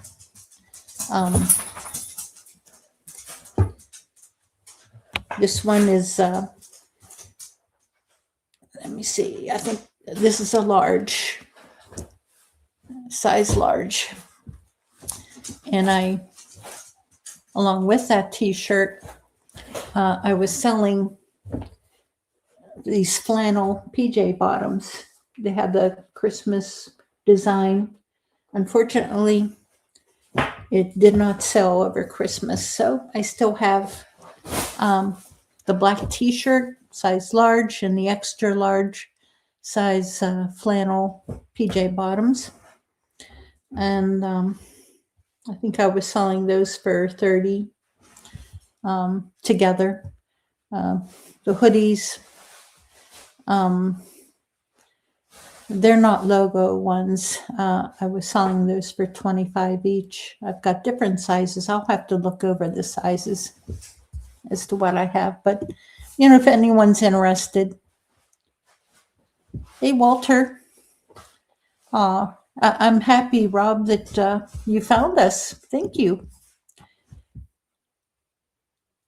And yeah, the shizzle. Yeah, everybody's learning and interprets things differently. Yeah, you're absolutely correct. We experience their actions, their activity, and we can each interpret that activity in a different way according to our own experience. I know friends of mine are more experienced on the ghost hunters or UFO. They cross over from ghost hunting or UFO hunting and into Bigfoot. And they interpret activity according to experiences in ghost hunting or UFOs. And so and my experience comes from my background. Yeah, I'm retired from working in, I used to work in a doctor's office. I used to work for Blue Cross and Blue Shield and another big insurance company also in the medical side.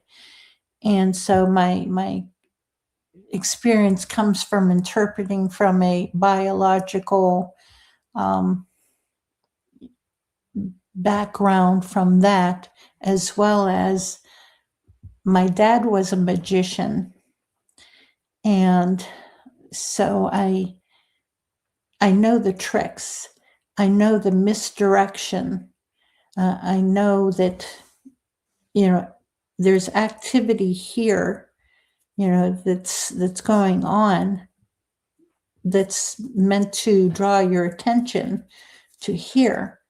But at the same time, something else is going on over here but this is diverting your attention.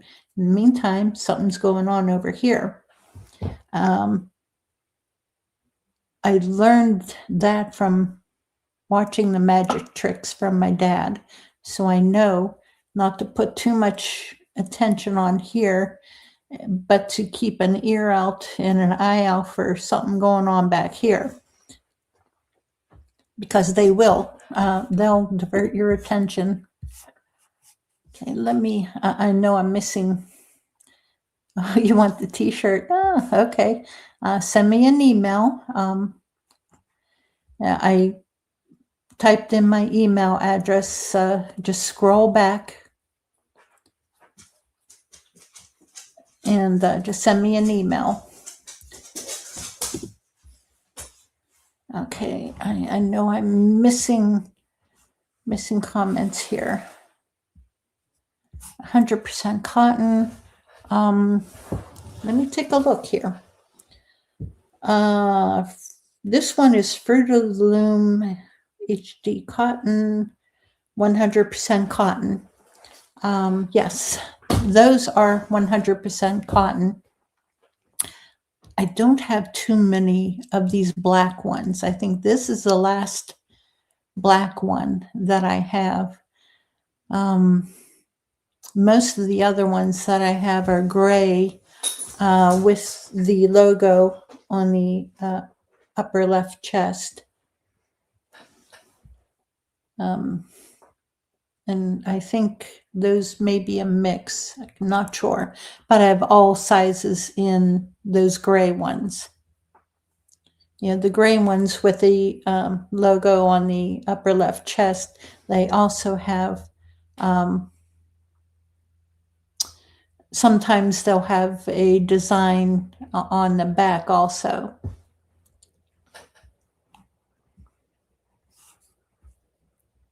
Let me scroll down here.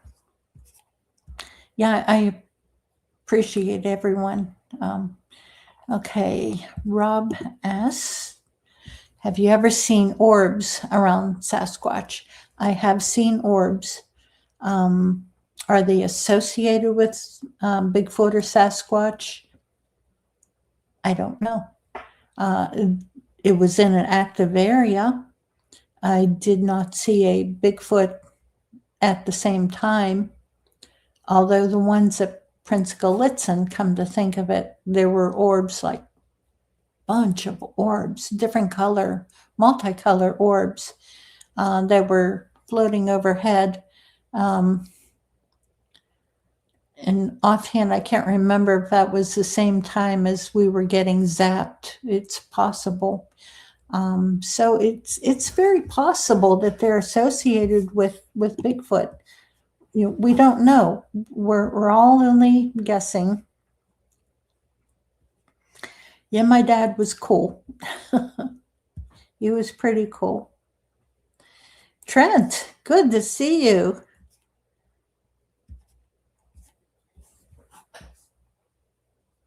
Glad to see you here. Erica, hey. Aw, I miss you guys. Okay, Barracks, you like the extra large flannels? Okay. Verax, if you're on Facebook, send me a message, or else send me an email. If you scroll up, I put my email address in there, Monkey Wench, and the letter P as in Paul, B as in boy, P as in Paul, at gmail.com. Monkey Wench, no R. It's not Monkey Wrench, it's Monkey Wench. The letter P as in Paul, B as in boy, P as in Paul, at gmail.com. Send me an email or send me a message on Facebook Messenger, and just let me know what you want, and we'll take it from there. Okay, I appreciate it. Thank you, Erica. Trent, I have been doing well. There's some health issues going on. Talked about it here and there, on the podcast, and I post about it, on my page on Facebook. But working through it, and is what it is. Just got to work around the limitations. That's all. Erica, yeah.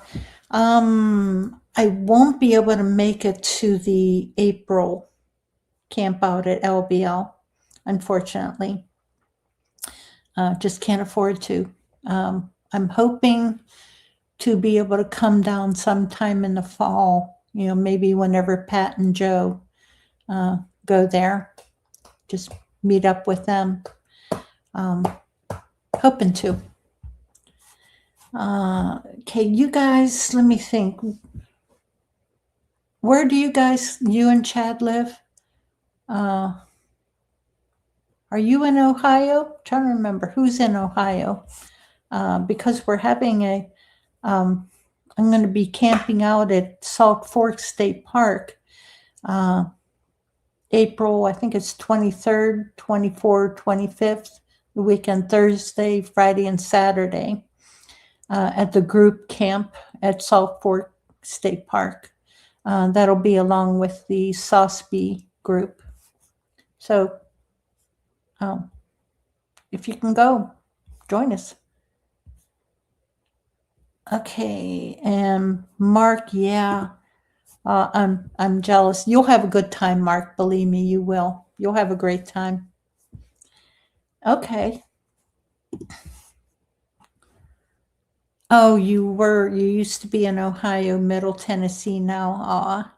Well, oh well.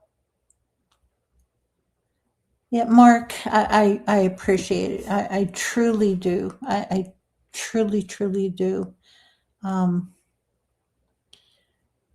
There's other things going on that I cannot make it in April, but I will go down probably October, sometime in October, maybe September. depending on what else is going on.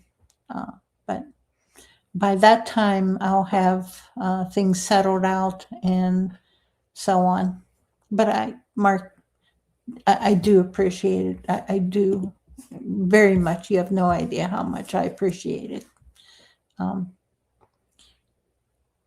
Hey, hey, Robert, good to see you. You made it. Yeah, yeah. Any other questions about my adventures and so on, or whatever? You've been listening but cannot participate. Oh, well, I'm glad that you were listening. I'm glad that you were here. And I'm so glad that we've got some new people who joined us, and I do appreciate all the questions and great comments. Yeah, very much. I appreciate every single one of you. I will be speaking at a couple different venues locally here in the Elwood City, Newcastle area. Oh, excuse me, over the summer. Excuse me.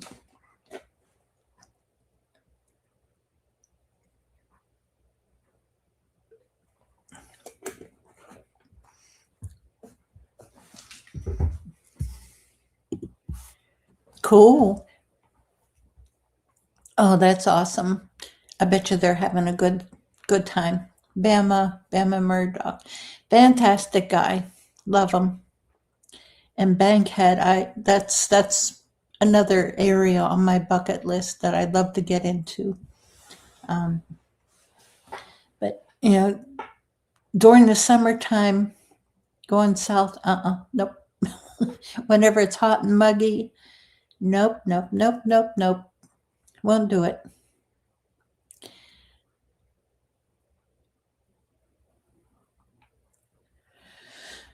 Okay, Verax, Old Bear, and Ice.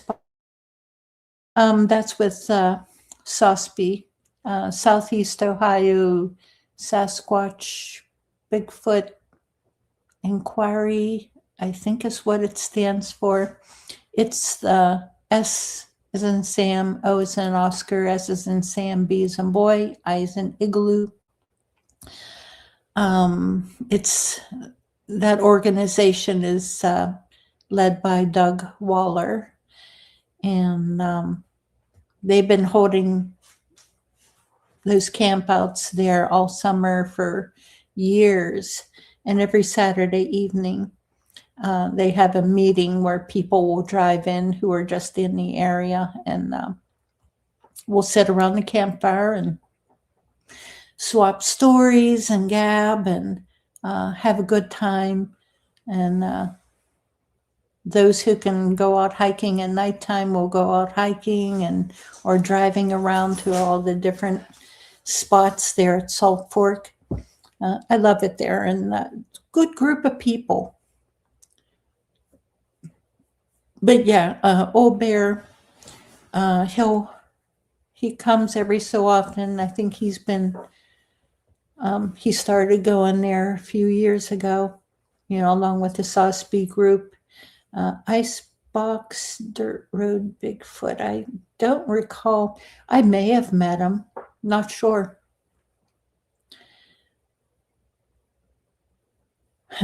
Flat Rock was on their show March 15th. Oh, cool. Very cool. Flat Rock's great. I love Flat Rock. Another good guy. Nick, greetings, people of Earth. Yeah, greetings. Greetings, Nick, and welcome.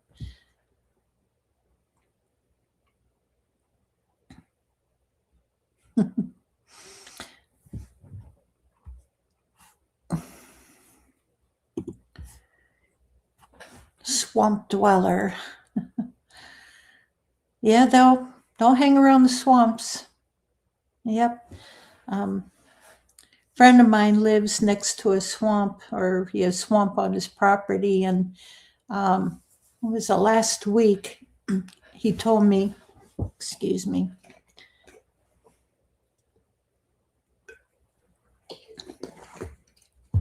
he's always hearing vocalizations from back in the swamp. And last week, he saw a Bigfoot walking out onto a peninsula in the swamp. And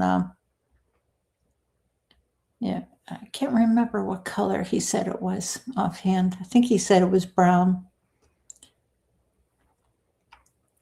But yeah, he's up in the Allegheny National Forest. So, yes, the Allegheny National Forest in Pennsylvania is a very active area. So if anyone has a chance to get up in there, go. It's a great area. Thank you, Suzanne. If Suzanne Sweet and Sasquatch, she was a guest on my show. It was about a month or so ago. Fantastic lady. She's had her own amount of experiences. Fascinating to hear her stories. So if you get a chance, go back and listen to that episode. It was a great show. I always enjoy talking with her.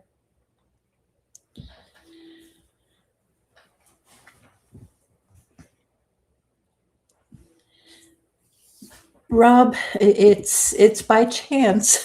It truly is.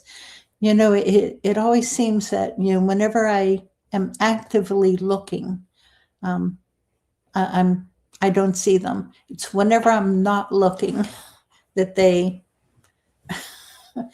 and I don't put anything mystical in that whenever I say that. I think it's just chance. There could be something more to it. I'm always open to that portion, that paranormal portion. There could be a connection between Bigfoot and UFOs. We don't know. There's stories about it, but we don't know. I've never seen Bigfoot and a UFO together. I've never seen that. I've seen UFOs. I've seen Bigfoot. I've never seen them together. I've seen orbs, but there was only one time, well, although I did not see the Bigfoot, I heard them and they were putting out infrasound. But, do Bigfoot have something to do with the orbs? Don't know. It's all conjecture. We don't know. Okay, do I bring protection when I camp out just in case come across an aggressive Bigfoot? I have, yes. Not all the time. Depends on the area. And, oh, excuse me, I'm sorry. There has been, I think, honestly, only one time whenever I felt threatened enough that I let it be known that I was carrying it, even though I know that they know that we're carrying it. Like I said before, they can most likely smell the gun oil that you use to clean your gun. Gun oil, it has a very pungent smell to it. And most likely they can smell it, so they know you're carrying. Plus, I feel that they are extremely talented at reading our body language also. That's just my opinion, though. I think that they, by the way we carry ourselves, by the way that we act, if you act fearful or if you act confident, or if you're caring, you have a certain way of walking or holding yourself whenever you carry, that they can read you. And to me, I believe that more than I believe in a paranormal aspect. Although, again, I do believe that in a sense they are, they do have certain abilities that put them over into the paranormal range. But, being, other things, I don't know. And I've never experienced mind speak. Never experienced it.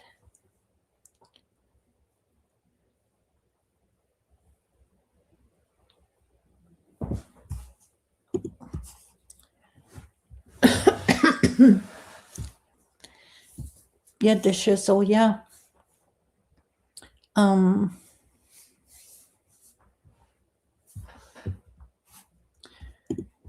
I agree. The reason why I say that I believe that they are extremely talented at reading our body language is that there's an illusionist, and you can watch his shows on YouTube. His name is Darren Brown, Derren Brown. He does, different things with his act. He's an illusionist, but one thing that he does is he has taught himself to read body language. He is extremely, extremely good at reading body language. He'll have people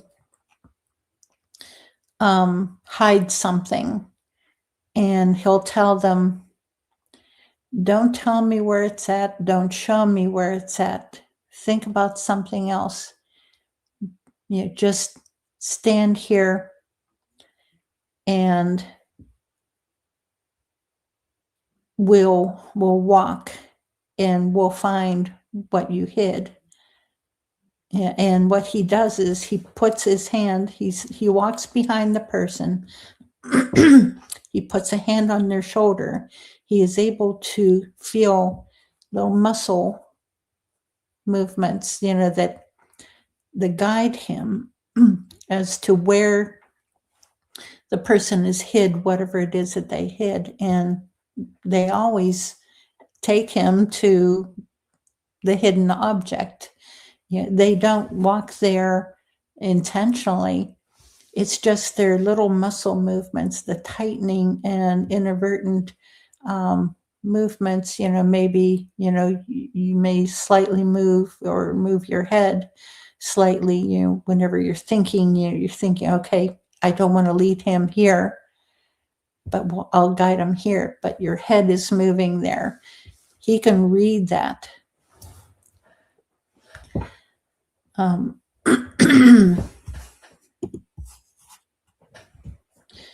You can sense intent and read, almost communicate with animals or creatures. Do not speak your language. Yes, absolutely yes. And it's a talent. That's why, I just come at this from my own experience. People approach this from their experience, your own background, your experiences. Like I said, my dad was a magician, and I'm retired from working in different aspects of the medical field. So I approach this probably in a little bit more logical manner, although I do believe in the paranormal aspect. There's just certain aspects that I don't quite,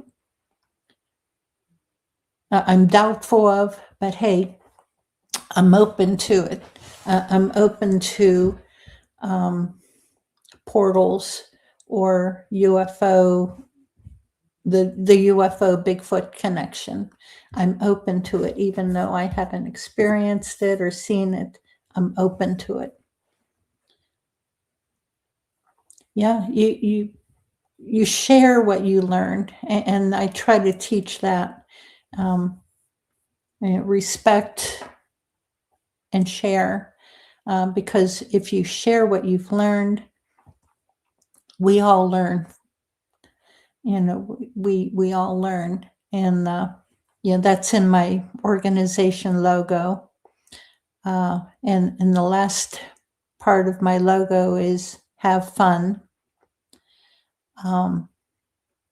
Whatever you do, have fun with it, because otherwise it's too much work.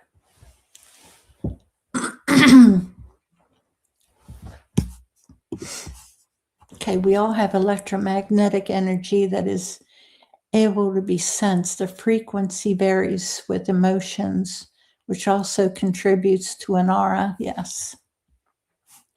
And Patty, yeah, you grew up on a dairy farm, so you approach this from working with around your farm animals and doing things on the farm. So it's fantastic. We all approach this differently, but we learn from each other because we all have something to contribute. Some of it is genetics, some of it is personal, some of it can even be learned and practiced, as long as you keep an open mind and keep the glass half empty, not half full. Yes. Yeah, always, have an open mind. I try to, I like I said, I approach this from a certain aspect. And some things I can be doubtful of, but I am open. I'm still open to, okay, you can change my mind if I, and if I experience it. It's, you never know. Hey, you never know. You can't learn new law. You can't learn new knowledge without old knowledge. God, guns, and ammo, 556. Yeah.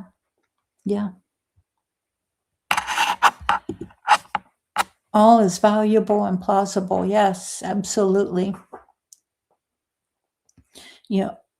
Like I said, each of us has something to contribute, and no matter what you think, or may not know, you can contribute something to the knowledge pool. You've learned something that we haven't.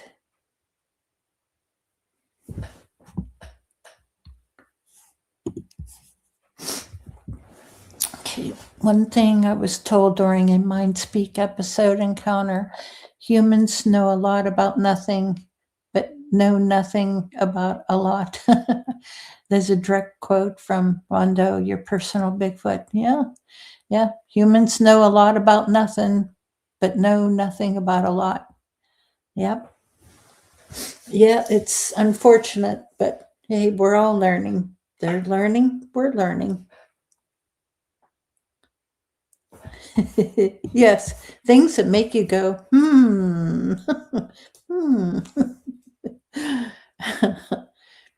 Yep, you're right. Agree, share, and explore. Yes. And I tell you what, guys, it's after 10 o'clock here. I'm tired. I think that we've turned out to be a pretty good episode. And I did so much enjoy all of your comments and questions.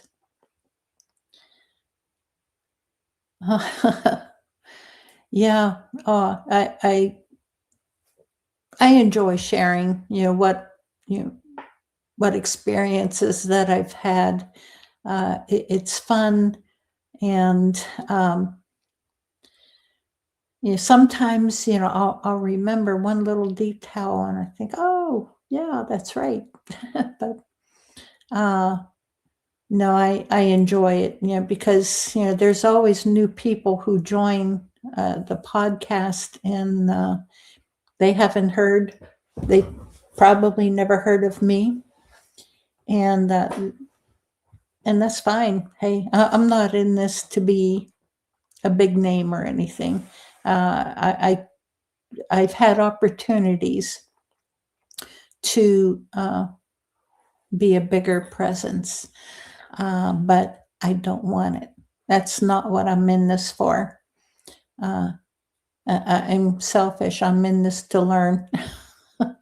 And along with that, I'm able to share, what I've learned, because that's how I got into this. I learned from my own experiences, and I learned from other more experienced Bigfooters, and we're able to talk to each other and share stories, share experiences, and learn from each other. And that's what this is about. Pieces of a puzzle. Yeah. This is all pieces of a puzzle that one day will come together. Absolutely. Well, guys, I'm going to end this here. And next Wednesday, I will have Forrest on. If you know Forrest, she has been on Will Jevening's Creek Devil episodes. Oh, the Schissel, no, you're